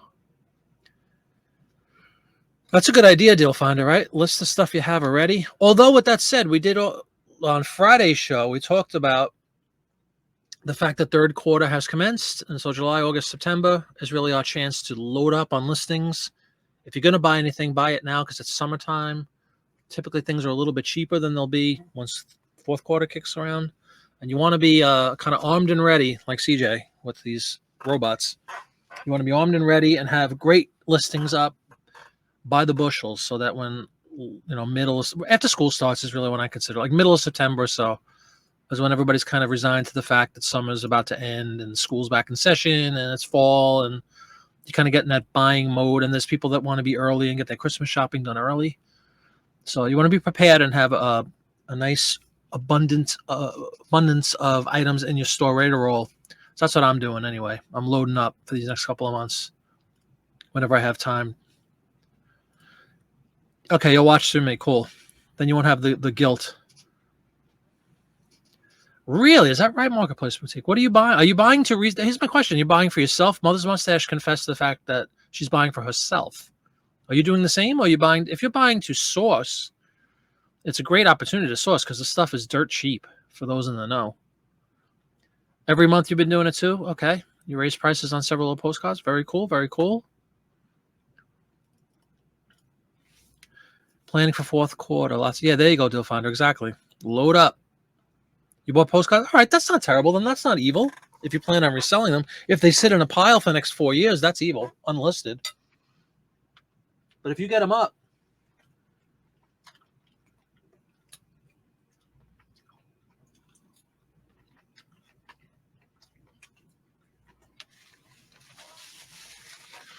Whatnot can be an incredibly great friend for us that resell, because it's a way to source from the comfort of your own chair in your house. As long as you buy stuff to source and resell. Yeah. Hey, Weeda, what's going on?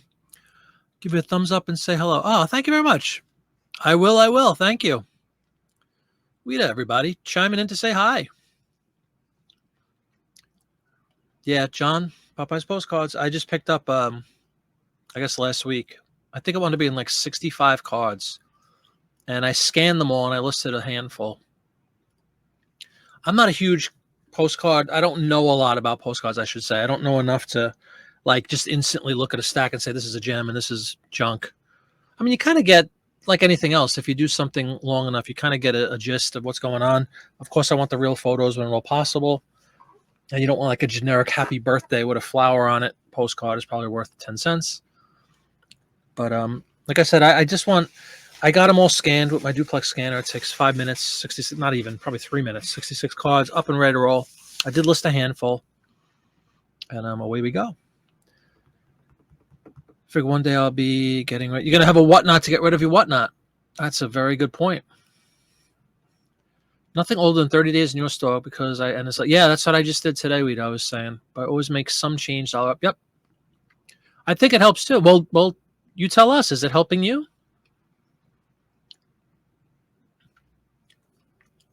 Guys, you are not going to believe this. The Heinz ad we just listed just sold.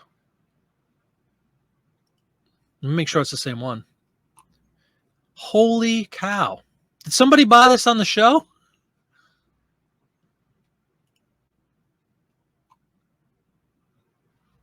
I know she bought 2 ads, one of which is the ad we just listed. So there you go, ladies and gentlemen. I'm going to show this. I'm sure she'll have no. Oh, CJ.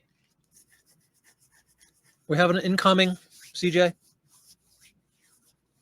Or did he already clear it out? Oh, did you really? Oh, thank you so much. With another one too, huh? Thank you very much, Jody. Appreciate it. Well, then I won't show it.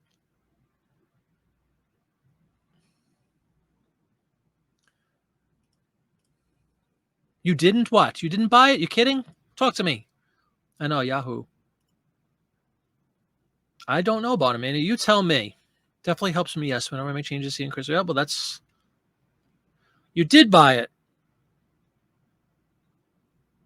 Oh, Mother's Mustache. I'm sorry. You said no, I didn't. I was following. I thought it was... I saw the M, and I thought it was Jody. Thank you so much. You got two of them, huh? Ladies and gentlemen. I need to make some more cool graphics for everybody. Like a thank you... a thank you movie or something. You guys have seen my bolo thing that I have. I'm going to make a couple of those. Thank you very much, Jody. I appreciate it. Hope you enjoy them. That's too cool.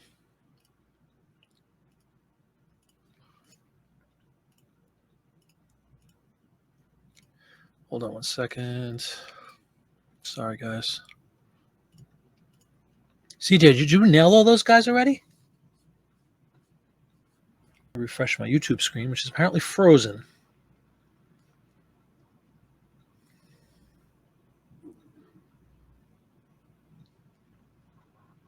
Aw, that's sweet.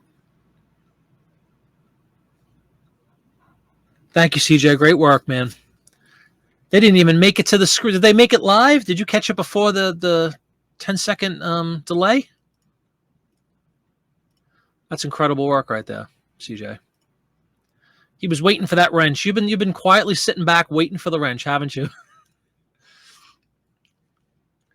Marketplace Boutique. That's too sweet. Thank you very much. You sold stuff over the 4th of July. Cool. I had an atrocious weekend, as I figured I would. I knew it would be lousy. For me, it was very, very bad. But I anticipated it, so it doesn't hurt as much.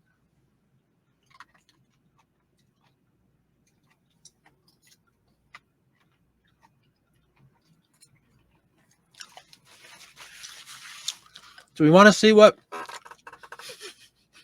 It's so rude what I'm doing, but you know what? We're all friends, right? I let you guys eat during the show and tell me everything you're eating. Let's see what she picked up. Hold on. We're going to say this is a draft. You sure you don't mind, right? I'm not going to show you the dress, obviously.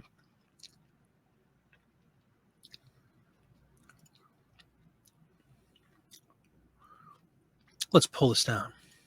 Just a moment, everybody. You've been reselling a little over a year. This past weekend was your best out. See, there's just no rhyme or reason.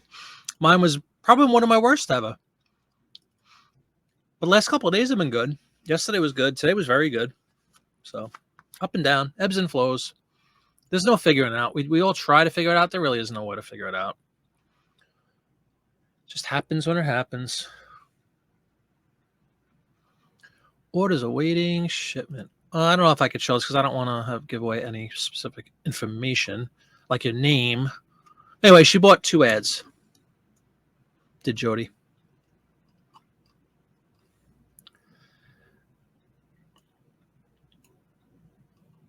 And she capitalized. Smart girl. She capitalized on my promotion. We'll show this, Jody, okay? Because it doesn't show. I made it really big so they don't see your name and all that stuff. Let's check this out, everybody. By the way, getting close to my 1,000 positive feedbacks, finally. It's so stupid that people take forever. I should have like 2,000 at this point. Did I? No, it's this screen. I put the wrong screen up. Hold on.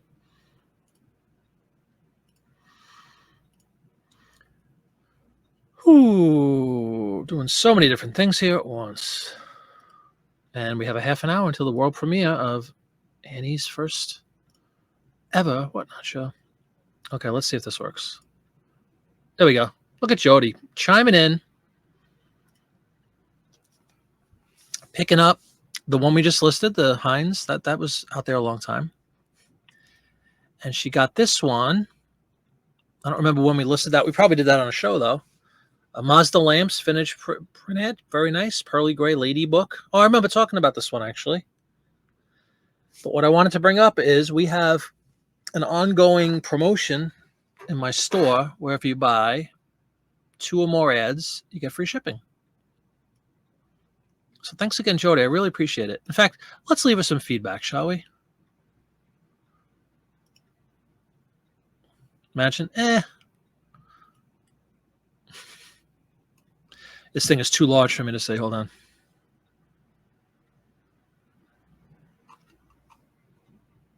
All right, we'll do that. We'll do that quietly. But anyway, that's fantastic. Thank you very much, Jody. I appreciate it so much. I hope you enjoy them. Deal Finder had a great weekend too. Curses to all of you. You only have 400 listings, but you had sales 7 days in a row. That's good. And that's what I'm saying. It's both exciting and frustrating at the same time. It literally appears that eBay just turns on a faucet and turns it off at their whim. Because you often see that. You go from totally dry nothing to an onslaught of activity for no real reason. Thank you very much, Jody. Yeah, that's, feel free to borrow that if you'd like. It's just an ongoing promotion.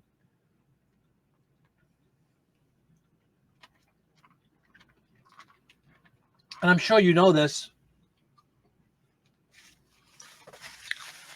from watching my shows. It's a benefit I love to give people because it costs me absolutely no more to mail 2 ads than it does to mail 1.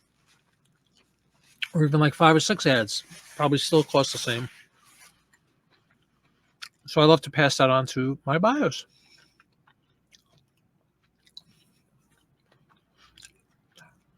Wow, really? Yeah, that is crazy. Complete slump. I'm sorry, guys. I got a mosquito buzzing down here because I don't want to blame my wife. That's terrible. But she opened the door to let the Chinese food thing in and had my basement door opened. And all of a sudden I have mosquitoes. It's a very warm, humid day here in my part of the world.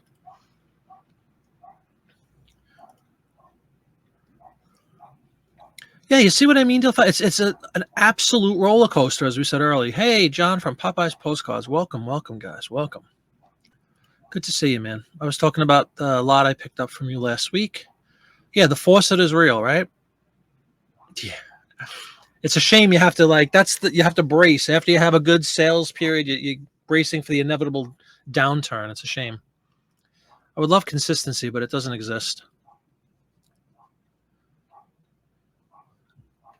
You will go a month without listing, but always have sales right before your store subscriptions do. Is that right?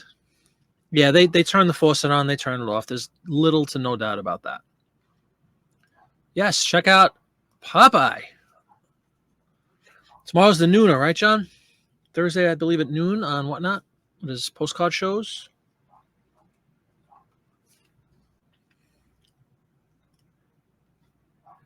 That was during the yes, yep, exactly.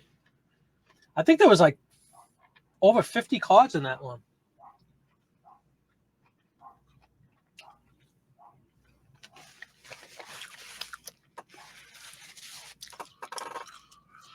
Exactly, Lori. They want to make sure you go ahead and continue.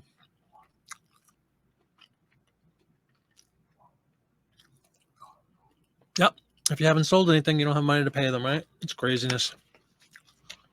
The question is why, right? Like, I mean, if any of this is true, and again, I'm not a conspiracy guy or any of that nonsense, but if there's any real intervention taking place, either positively or negatively,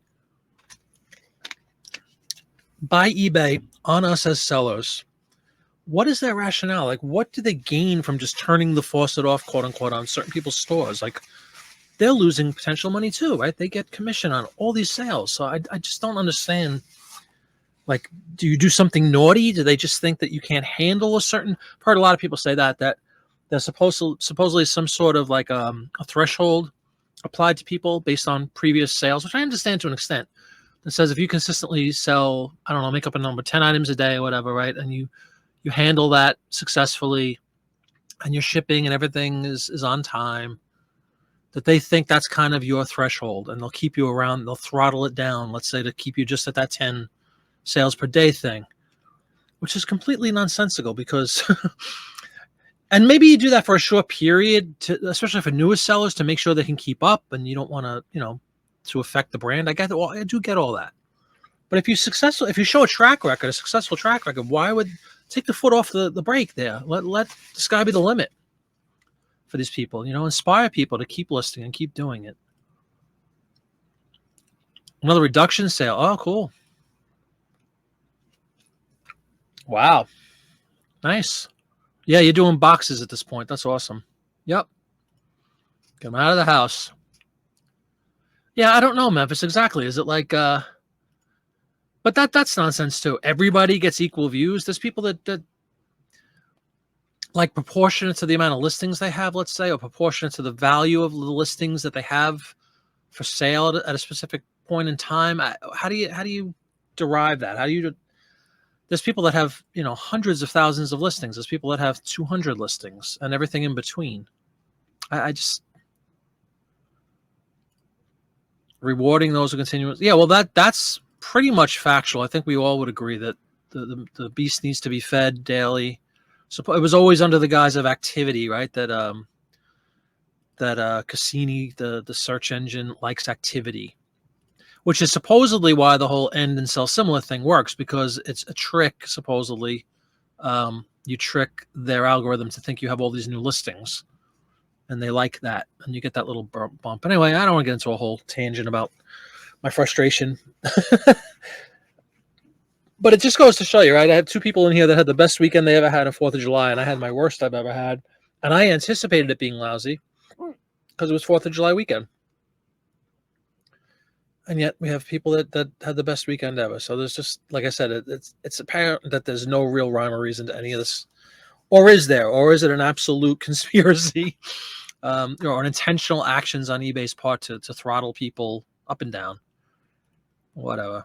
You rarely go over 94-ish listing. That's a very specific number, Mother's Mustache. Yeah, exactly. But they just keep buying them. John likes people like that.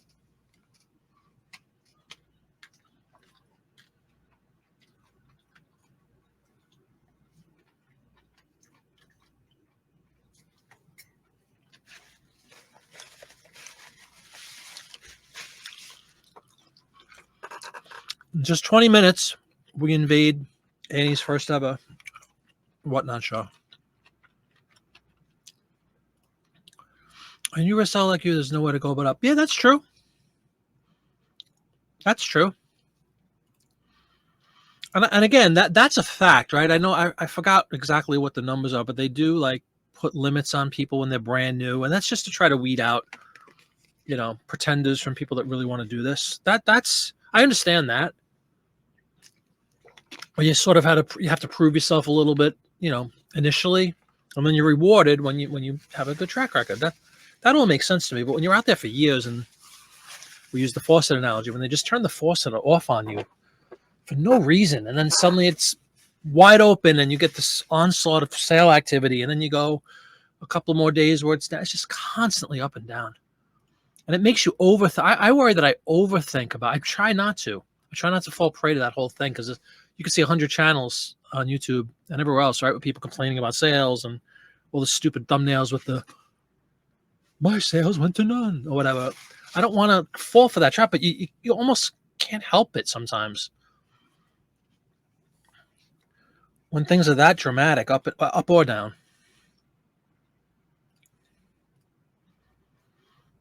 Three months. All right, guys, let me pull up my share screen again.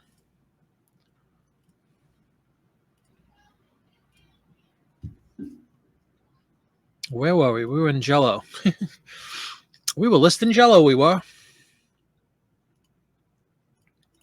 There we go. You guys still see the font pretty well?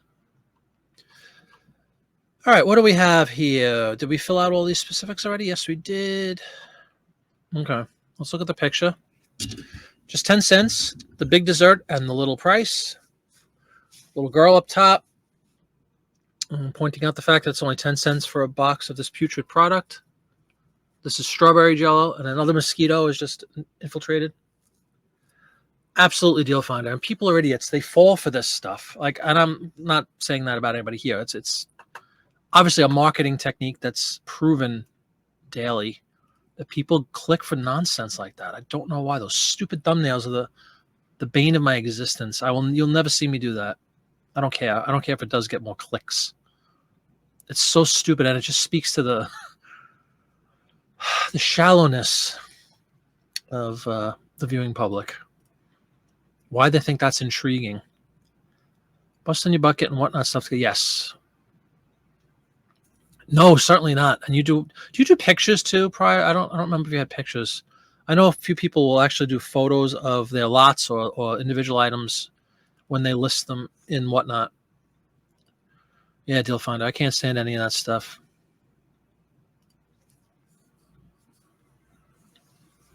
Oh, did he bail? I saw he was on. Was he doing postcards though? He kind of goes all over the place, different types of things, which I think is cool because unless you're Popeye and you have millions of one product, it's hard for other people to compete with that volume, obviously. I like jumping around a little bit. I've done records and the ads so far, but I'm going to do like an actual ephemera, quote unquote, show very soon too. I want to, diversify a little bit. I think that I have a lot of Disney stuff. I'm thinking of doing a Disney show. Disney is very competitive though. You guys seen that channel that does buttons, Disney buttons? They get like 300 people watching. It's unbelievable. They must be they're printing money. God bless them. Correct, deal finder. Amen. But why do people, they wouldn't do these stupid thumbnails if people didn't click on them. So again, I don't know what it is about humanity that we're triggered to click on these absolutely asinine looking fake, obviously very fake photos.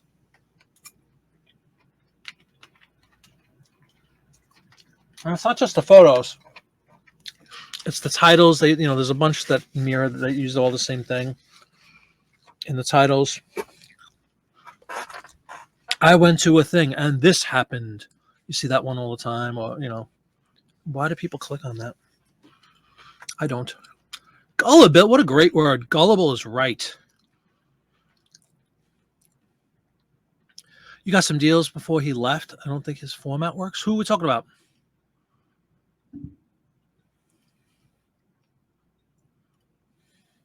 Gullibility. So true. So very true. Deal finder. You know what, guys? Let me take a look at this picture. Yeah, Matt. Okay. Why? Because he's all over the board?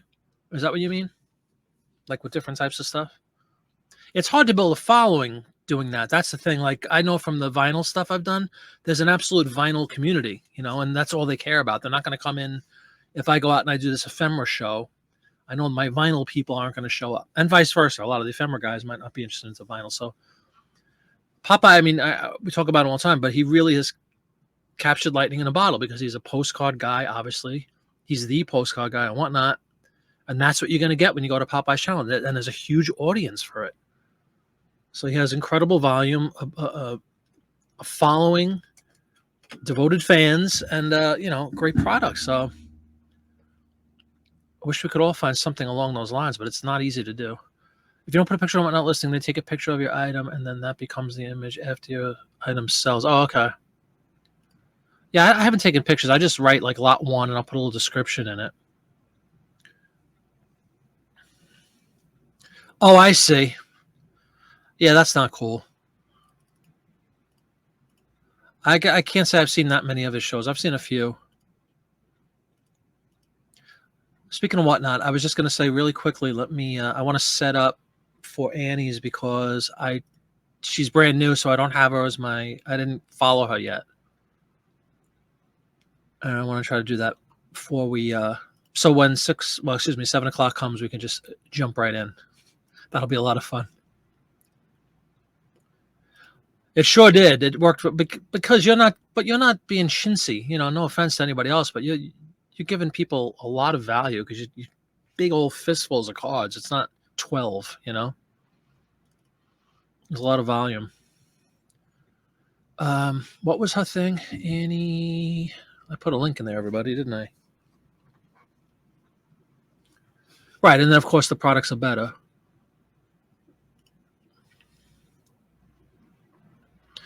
Where is Annie?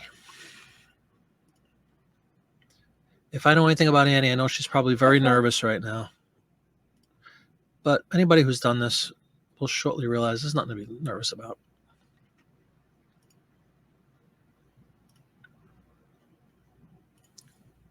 She's got her little teaser video on.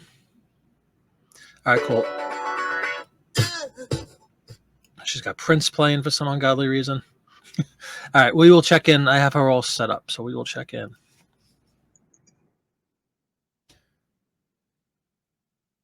And bam. All right, we will be ready to roll when Annie goes live. I'll let everybody know and we'll jump in. Have some fun with her. Say hi. Wish her good luck. Good friend of the channel, as they say. Nice lady.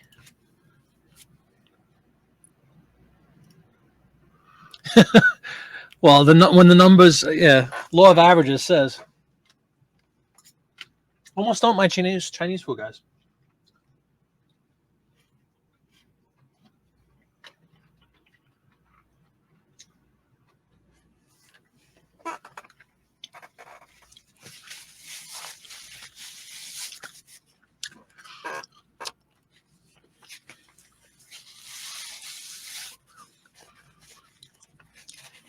I crashed and burned. Who was doing that?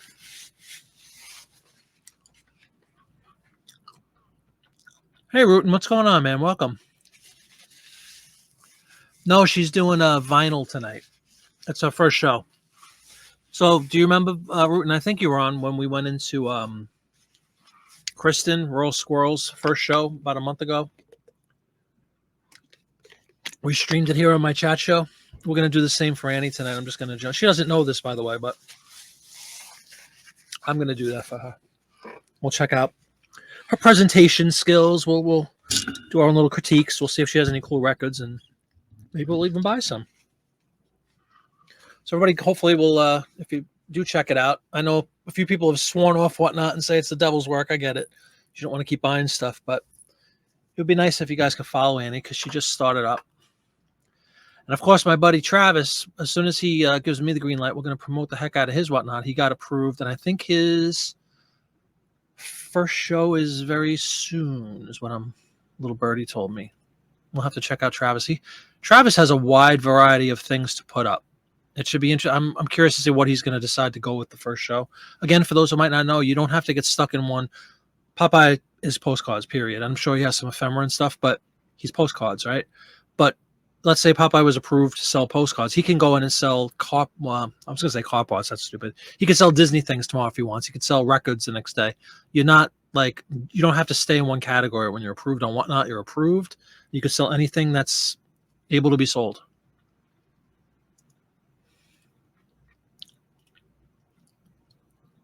Yeah, those airplane cars. Did watch that. I could do a bulk lot.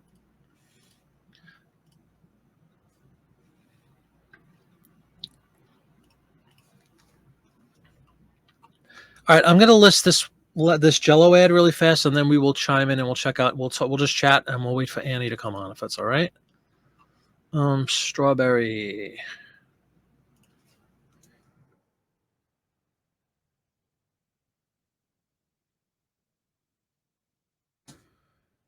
$0.10. Recipes. See how quick it can be.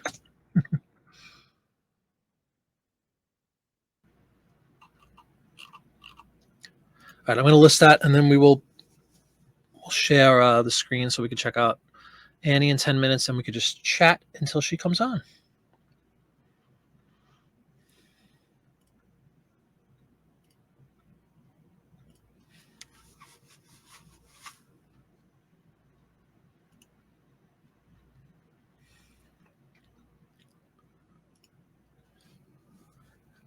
People are climbing up. That's wild.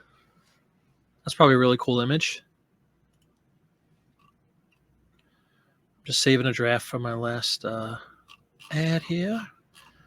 As I said in the beginning of the show, for those of you who might have been on at that point, a couple hours ago, This one magazine, I probably have close to 60 ads. So we'll be working with this one for the next several listing shows for sure. All right, eBay is shut down.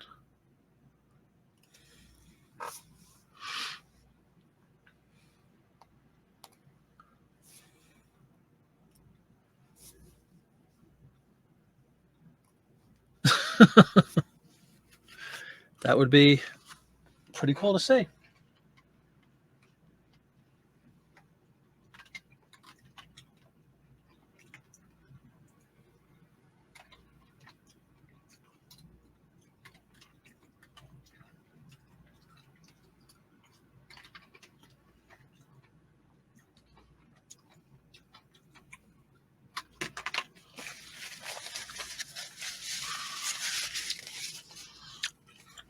He's the best, Jody. If you like postcards, there's no one finer. Chinese food is done.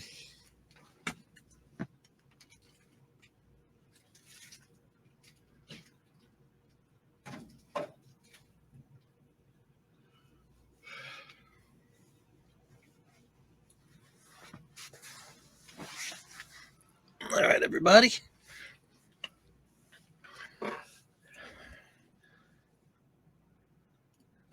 That's right. You should get a t-shirt. I saw a guy went on selling cars and he flipped through them for 30 seconds, and that's what you better. Yeah, it's just, well, people like that aren't going to last very long, Rutan.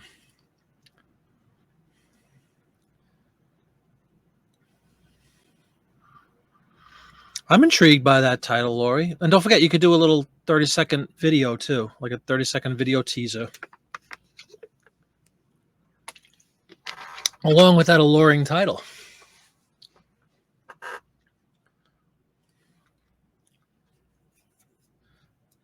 Annie has just joined her Whatnot.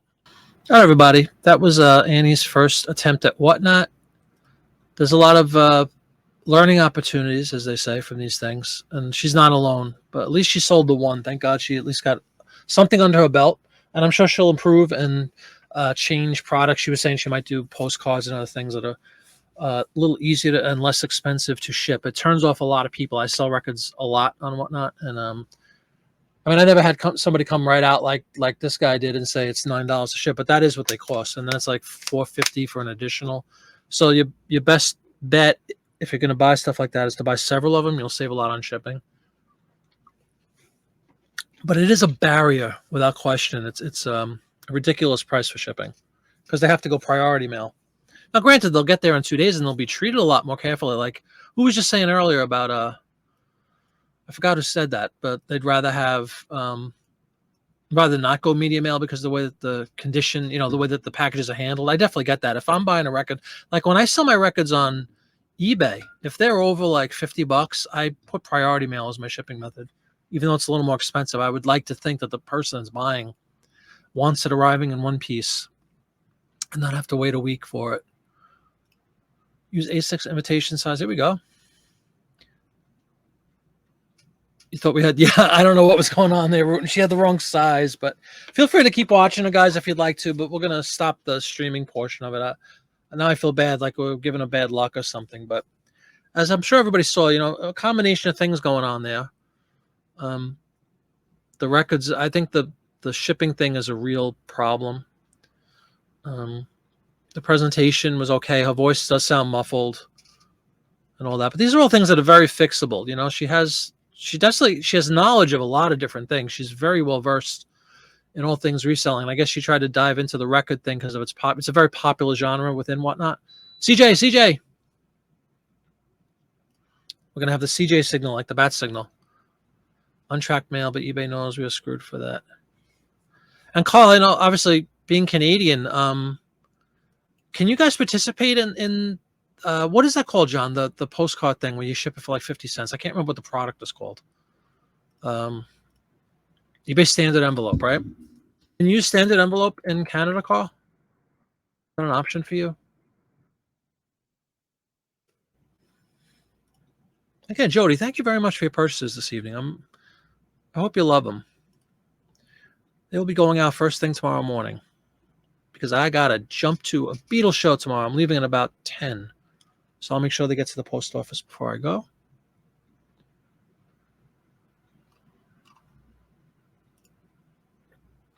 Earl Squirrel is back. Yeah, he's in Canada.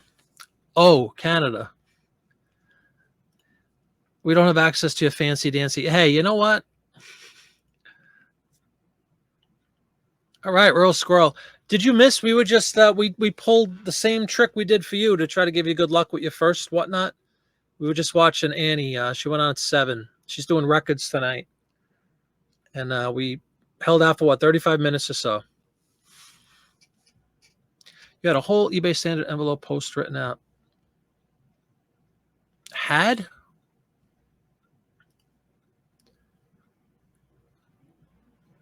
Oh yeah, is that right? Everyone before you said, no, you might be ahead of us somehow, CJ. You're actually teleporting into the future. Truly amazing job. Thank you. Who are you asking? Me or Popeye or any combination thereof? She's doing all right, Earl Swell. You know the deal, right? With there's learning curves. There's a lot of oh, you heard as soon as you saw Canada. Okay. I know it goes out the window. She's doing okay, Kristen. She's doing records and all the typical things. Other than, honest to God, your show was the exception, but there's a lot of technical stuff you kind of have to get used to when you do your first one. Like her voice was definitely a little bit muffled, and then she was playing records on a really cheap record player.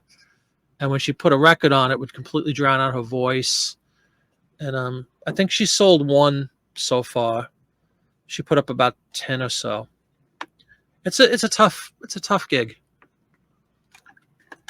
Records are a very competitive field. There's people that literally have like record stores and they go on whatnot, and it's hard to compete with people that have thousands and thousands of records and do it professionally. And again, the other huge deterrent to a lot of buyers on whatnot for records is the shipping is obscene. You got to pay $9 for a record to ship that you might spend $3 on the record. So until they get the media mail thing, it's going to be tough. I've done a few of them. I've had luck, thank God, but and because most of the people that buy on my record auctions that I've done so far, I think I've done 3, they almost always buy multiples. So then it's not quite as oppressive, as far as the pricing of the shipping, because it's $9 for the first one. I think it's $4.50 for every other one, something like that, which winds up being fairly reasonable. And then they're getting it 2-day priority, so it arrives safely and all that. Yeah. Speaking of Dawn, Call, what's her story tonight? She's been busy, very, very busy. This morning she was listing all day. She was writing me on Instagram. Last performance. Oh, my Beatles show. We were rained out. It's a whole thing. It wound up, there wasn't any rain, but the event was canceled because there were threats of storms. It was a big, I understand it's lightning and all that, big, huge grass field. So we are rescheduled. We're playing the same venue on Sunday. It was supposed to be on Saturday, and now we're playing it Sunday. So I have a show tomorrow, and then Saturday, and then Sunday. You don't have options outside of whatnot, Jody. Look at this combo. You're not going to list. You're going to have a glass of white wine and some fruit snacks. There you go. Put your feet up, right? Kick back. Participate in this fun. You wonder if it's cheaper with Pirate Ship. You can't use Pirate Ship for whatnot marketplace. Unfortunately, you have to live in their world of shipping, which is a shady world, by the way. Yeah, but again, it didn't rain, so it was so frustrating. It wound up being a gorgeous day, and we really got screwed. So did I feel bad for the town because it was a big 4th of July thing, and they had fireworks scheduled for after our show and food trucks and all these vendors that had, cooked and prepared all this stuff. And not only did they cancel at 11 o'clock on the morning of the event, and we were supposed to be there at 1 o'clock. So we had no notice. It was a fiasco. But again, we're going to be playing the same place this coming Sunday that we were supposed to play last Saturday. But I don't know who celebrates 10th of July. I don't even know if they're doing the fireworks and all that. It's a real shame. They should have just let the event go on. Very frustrating.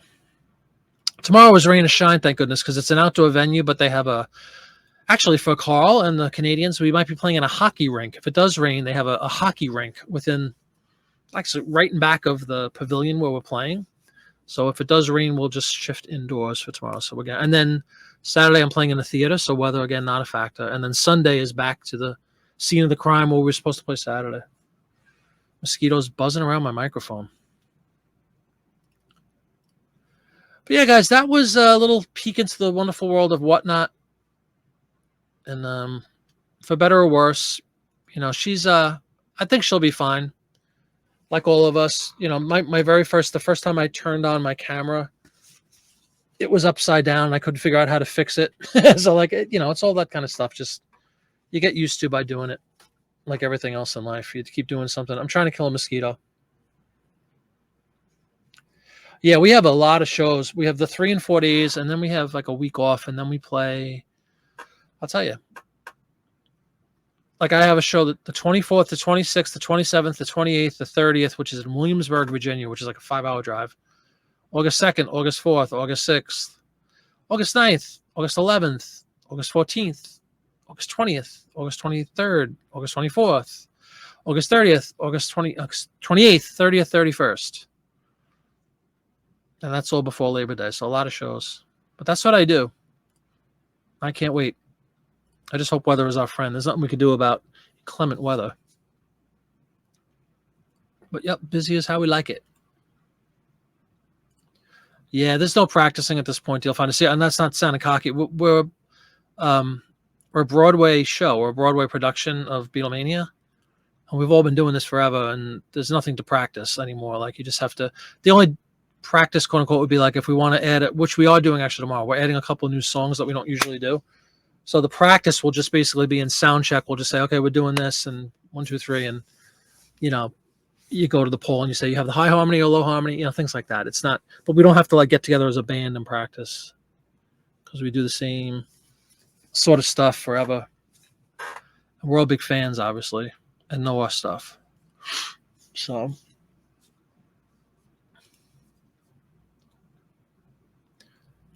All right, guys, 7:45 already. Been on since 5 o'clock. You don't even have 5x7 email. A second tier Canada eBay supply store. Is it a second tier?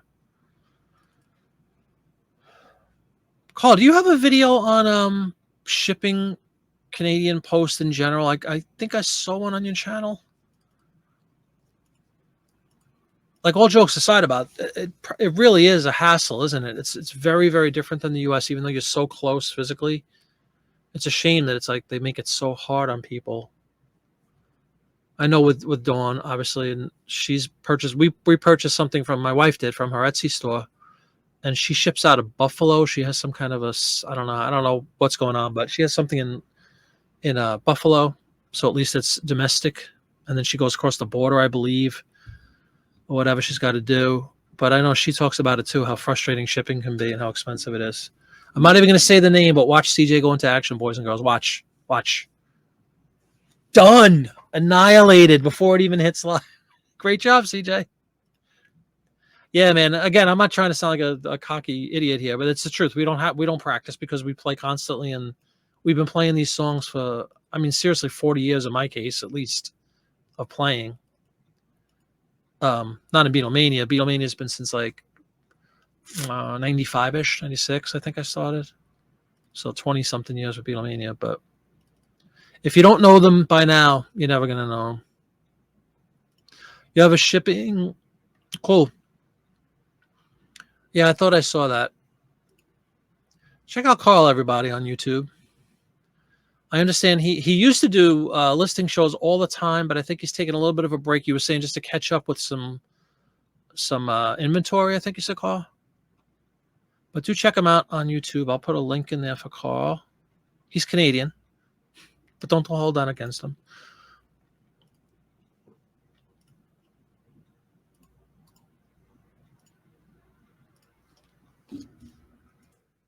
There you go. Check out Carl on YouTube.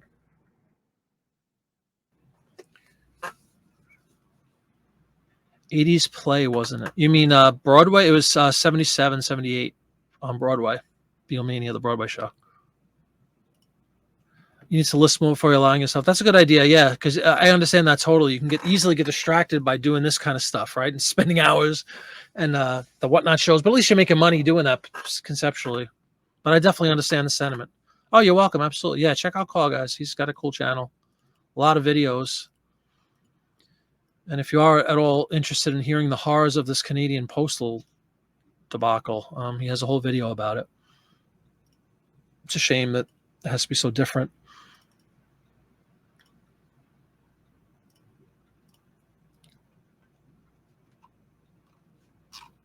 But I do think I agree with your philosophy there, Carl, that maybe take a break from YouTube and just get caught up with stuff. Because as we've discussed, it's third quarter, everybody. There you go, Mark. You just got a new subscriber right there. Bam.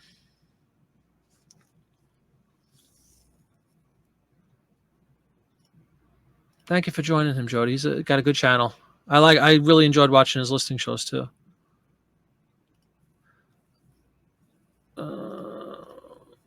Your weekly payouts are over half when they were in April.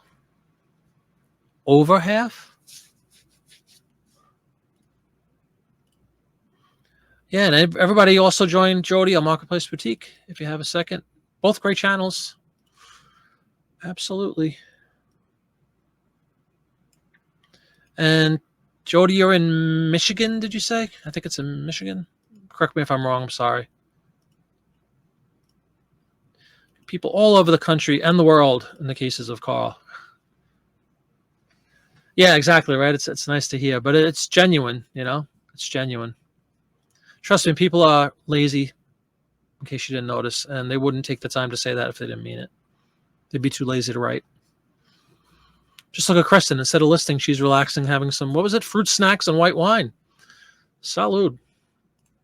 Your payouts are half of what they used to be. Gotcha. Yeah, that has to be corrected, right?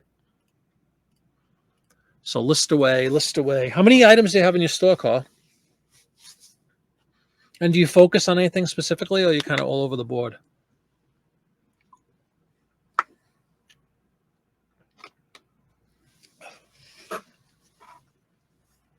Michigan, cool.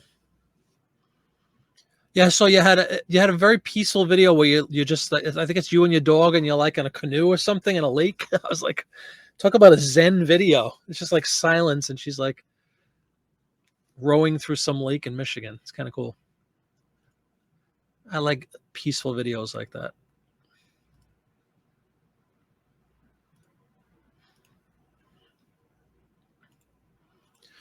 Yeah, payouts. I'm resisting the temptation to complain about eBay.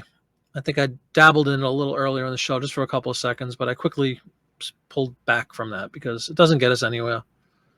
It's just frustrating. We had talked about the fact that it appears at times that eBay turns off the faucet, if you will, on people's stores, and then turns it back on for no rhyme or reason, and drives me nuts trying to figure out all that nonsense. It's a shame we have to spend time obsessing and worrying about this nonsense. Like I did go ahead today, just this morning, I ended 1,000 listings and sold similar for those 1,000, which I'm going to make a practice of doing every month. The last time I did it was June 4th. I can't believe it's a month already, but I looked at my calendar. I'm like, wow, those items are a month old. Time to get them out. So let's see what that happens with that. You need to purge. That's not a bad idea sometimes too. I agree. Even though it stinks, like you took the effort to list them and get them up there, and it hurts sometimes to admit defeat kind of and take it down. But you know what? Quality over quantity. The dog goes everywhere. Yeah, absolutely. Your faucet's off, you'll find out. I know, it's so frustrating. And you were on a tear for a little bit, right? You were saying? Very frustrating. Time should be spent, listing and sourcing and servicing your account as far as like, your buyers, and doing good customer service, and maybe sending out some offers and promotions and things like that. Not trying to fiddle with their algorithms and try to figure out something that nobody can figure out. It's very frustrating. You know what I picked up today? I'm going to show everybody. I did a buy today on eBay. I just want to make sure I don't want to have the guy's personal information here. So let me just say. But I will share with you this. Speaking of music, today I picked up. Been a good boy though on listings. Good. Very good. Very good. Let me show you what I picked up today. And you could all rip me to shreds and say, how do you like this guy? You said you don't like you too. I hate you too. I don't not like them. I hate them. Great record right here, everybody. Frank Sinatra live at the Sands. It was recorded in January of '66 with the Count Basie Orchestra. Phenomenal, phenomenal record. Just picked it up. I had it on. What the heck did I have it on? Somebody just like burned me an old CD of it or something years ago, and I liked it. I loved it, actually. It's phenomenal sound quality. It's a really good performance, and he's kind of at the height of his powers here. You know, just turned 50. And this is just a fantastic concert, fantastic recording. You can't go wrong. You got Count Basie, and Quincy Jones produced it.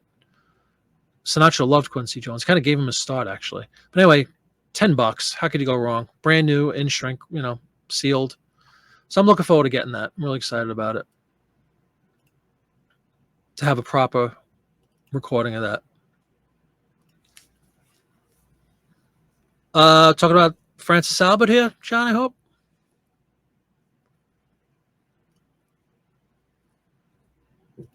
Keep an eye open for Crooner records for you. I have Crooner records for sale in my eBay shop. I love Sinatra. I love Dean Martin. I like Perry Como. But then there's some schmaltzy, I don't like, no offense, but like there's some other guys in that genre that are kind of just, trying to ride the coattails of the big guys, and they're pale by comparison. Oh, that's cool. Oh, is that the birthday show he did?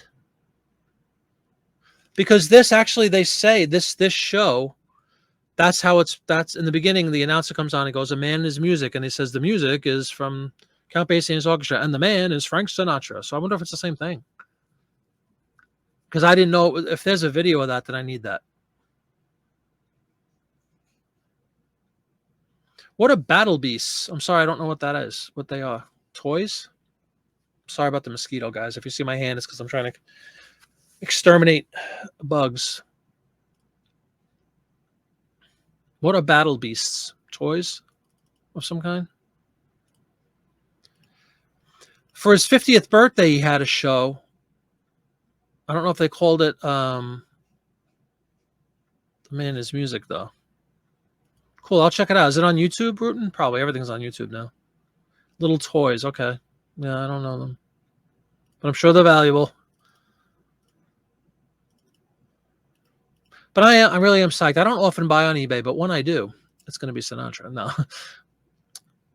I had my eye on that for a while, and that it came up and it was new and sealed. I don't want a used one. I want to just get a really good, crisp, clean copy that I could just kind of cherish because I love it, and I'll crank that.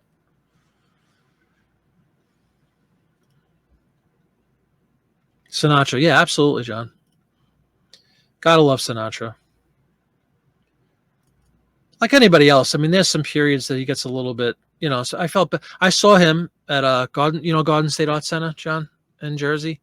I saw him in 1990, actually. It was right after the whole Sinead O'Connor thing, for those of you who remember on the Saturday Night Live, where she ripped up the Pope's picture, and he famously came out and like cursed her out. And I was at that show at the Garden State Arts Center.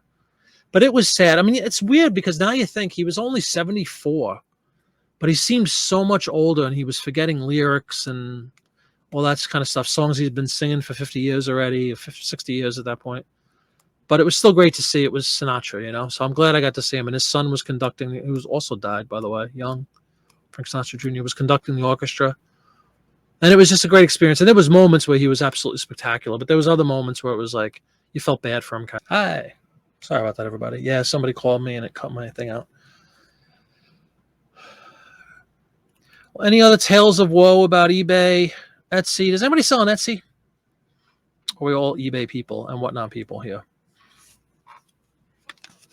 I know the aforementioned omnipresent yet absent this evening, Dawn, has a fantastic Etsy shop.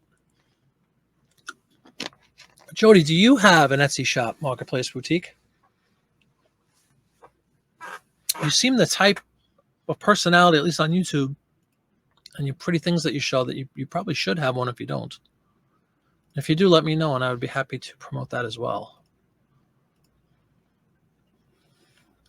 My Etsy shop, I've been complaining about this too, but if you think eBay is bad, sometimes Etsy is For me, anyway. My God, I'm lucky if I sell a couple a month on Etsy. But again, I don't have any volume. I only have 80 something listings on Etsy.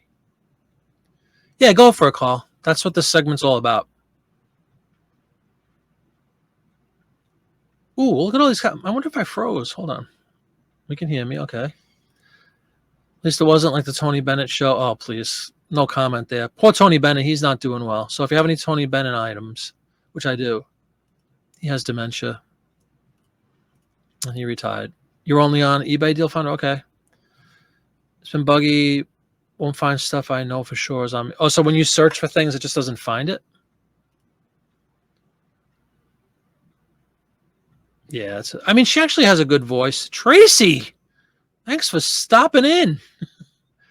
1987 Dementia's Tracy. Even Annie Tracy started a whatnot tonight. She did her first show at 7 o'clock, and we were live streaming the first, half hour or so, guys? Welcome. Hi, Tracy. Hope you're doing well. Hope you're feeling okay. Hope you're fully recovered. Hope everything's coming along in the barn. Definitely miss you. We've been on since 5 o'clock, Tracy, so I'm still hanging in there, though. We spent about a half an hour watching Annie on Whatnot. No Etsy. Thinking about it for my photographs. Won't be under MB. Oh, Marketplace. You might have a different name. That's cool. Yeah, totally, Carl. Oh, really? I don't know who Vicky Egan is. But Annie did records. She was doing, I guess they were supposed to be all 80s records. And we saw she did sell one at least by the time we had checked out, which I'm happy about because I know how hard it is, especially the first one. But she had a decent crowd too. Half of them were from our show, which is great. So she like doubled her followers, which is kind of cool. Who's Vicky Egan? Should I know who Vicky Egan is? I know. We're ready. Write me on Instagram. We'll schedule something because if you're just joining, you're missing the fact that I'm out until Monday because I have Beatles shows tomorrow, Saturday, and Sunday. I might pop on Friday night because it's become a habit of doing the Friday night listing, and I really enjoy it. So if I'm not exhausted on Friday night, which I probably will be, and then I have to get up at 5, I have to leave at 5 in the morning for a show on Saturday. But I'll probably pop on for at least an hour or two on Friday night. But Monday, Travis will be back too. We didn't do this Monday, Tracy, because it was 4th of July, and we figured nobody would show up. So we didn't do a show this past Monday. But we'll be back Monday for sure. So let me know what your and Mama's schedule looks like. We had a great time with Tracy and her mom a couple of months ago, I guess now. And then Tracy was back on by herself maybe a month ago. So, Tracy, very entertaining, very knowledgeable. Go check out 1987 Adventures Tracy on the YouTube as well. Even though I don't think she's done a video in a bit, she needs to get back on that YouTube horse. I know she will, but she's been very busy setting up a new shop and a new studio, which I can't wait to see the results of all that. Yeah. How is everything coming along with your venture, so to speak, your barn? Because I know you got the new studio, right? You getting ready to premiere? Go check out Tracy on YouTube, everybody. Because I know she's just like kind of sitting in the weeds. She's waiting to pounce again. Just getting all the specifics, everything set up. Gonna have state-of-the-art technology going up there in upstate New York. I know she's a monster on Instagram. Tracy's got quite the following on Instagram. She's always posting on Instagram. You'll be painting this weekend. All right. So it's getting real. The question is, will you be up and running? Here's my challenge to you. Will you be up and running before fall, before the first day of fall? Will there be broadcasts coming at you live from the new studio? Will there be activities commencing? Fix my camera a little bit. Will it be done? You have, what, a little over 2 months, 2.5 months? I think you could do it.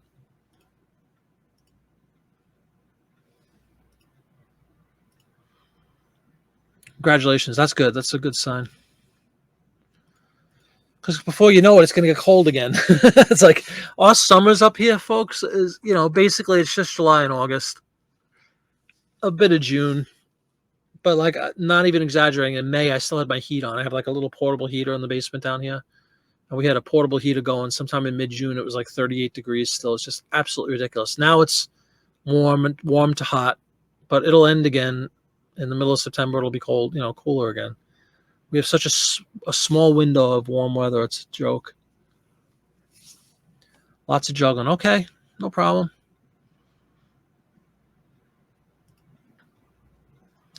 Well, guys, Carl, you have any more to contribute to the therapy session here about eBay? We have a virtual suggestion box also. It's another new feature on my channel. Virtual suggestion box, where you guys can put in suggestions for improvements to eBay or any other selling platforms or whatnot. I'm curious. I'm going to see if Annie is still on. What do you think, guys? You think she's still on? Oh, actually, you know who is on?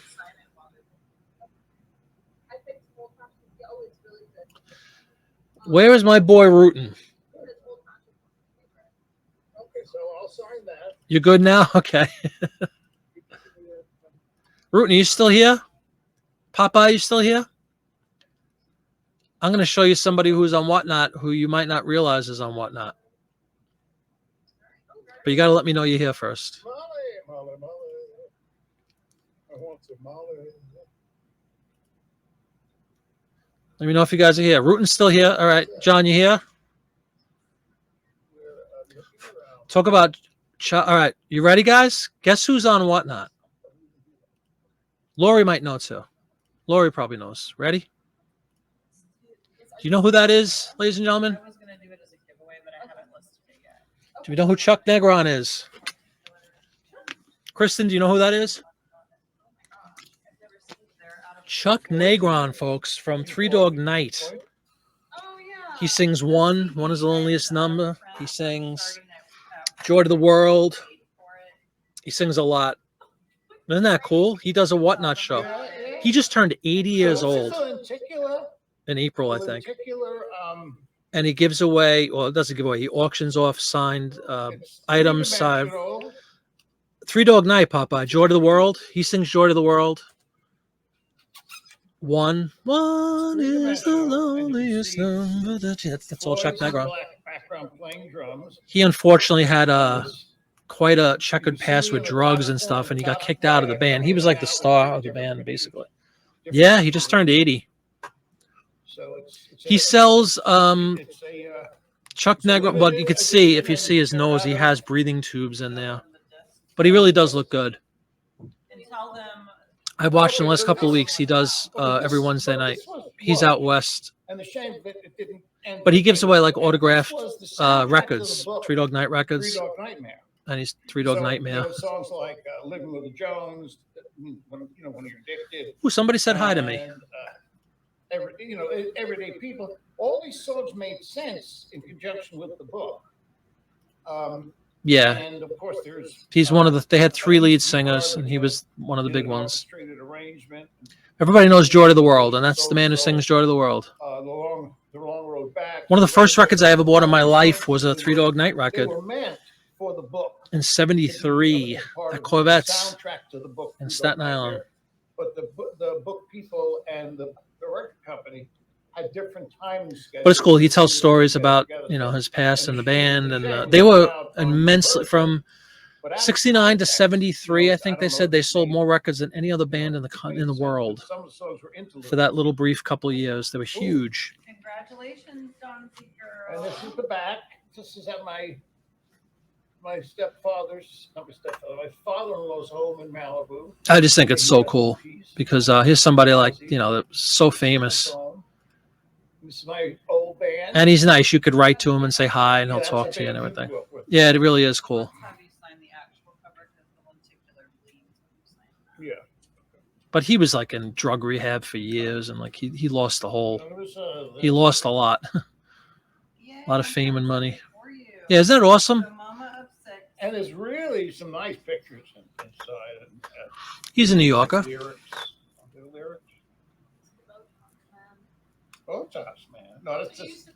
Yeah, that's what they brushed. I think they brushed it out. God, can you believe it? I was. Oh, yeah. I don't know, just like you read it. So small. You see, if he puts up the album that I bought and he autographs it, I'd have to buy it. Well, anyway, that's really cool, isn't it? You see famous people now getting on it. Why not? Why not? Whatnot? I know Tracy knows those songs. Come on. You don't just go back to 87. Give me a break. 87, I was already working in Manhattan for 2 years.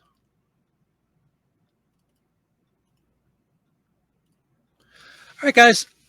Unless anybody has any more questions or comments or something you want to share with the group or talk about, I'm going to get ready to head out. Busy couple of days. Oh, no problem, Carl. Thanks for coming in. And everybody go check out Carl. We had the link in there. Yeah, he does. Go check him out if you want. It's just under his name on Whatnot. You grew up in Woodstock. There you go. Yeah, I love Three Dog Night. They were huge. My God, when I was a kid, like everybody, I hope you remember them. If you don't remember them or you weren't born or whatever, that's fine. But you'll know the songs. Look up Three Dog Night on YouTube. Great stuff. They had a really good. It was really just three singers. Corey, who passed away, sings like "Mama Told Me Not to Come," and "Shambhala" is one of my favorite songs. He passed away a couple of years ago, but there were three lead singers basically with a backing band. But the backing band was great. Oh yeah, absolutely. It's rooting. We used to in New York. We used to have things called block parties, which basically meant like the cops would come and they would block off a stretch of your block, like your street, and put like cones up or whatever. So kids that were little, like we could go out in the street and ride bikes and big wheels and all that stuff. And everybody on the block would serve food and they have music blasting. And the year that that's my memory of Joy to the World was that summer or whatever when it was out, they were cranking Joy to the World and there's like such a sing along and it reminds me of that, which was great. You too, John. Have a good week. Have a good show tomorrow. They have a bunch of albums, actually. But yeah, one of my first albums I ever bought was Three Dog Night album. All right, guys. Again, if you have anything, let me know. Anything else you want to talk about? Otherwise, I'm going to probably head out in a moment or so. As always, you can feel free to write me on jiminyflippit@gmail.com. I'm going to get this mosquito. It's the last thing I do. Any questions or comments? If you guys have anything you want us to look up Monday when we are back with Travis on the chat show for Worth Point items, let me know. You could send me requests through email. A couple of people have done that, which is really cool because then we can get ahead of it. So when the segment comes up on YouTube, we can just get right into looking things up for people. You just sing on the bus too. Yeah, absolutely. Good stuff. Well, thank you, everybody. I really appreciate you stopping in tonight. Go check out all those channels we promoted. You can look back in the chat and watch the replay. And congratulations, Annie, on your first Whatnot. I hope it was successful. I hope you continue to do it. Don't get discouraged. Just keep working at it. Good things happen to good people. Thanks, Stillfinder. Thank you very much. You were a big part of it. Thanks, Tracy, and thanks for coming in. Have a great night, everybody. I'll probably see you Friday, but I don't want to promise. But I'll definitely see you Monday. Good night. Joy to the world.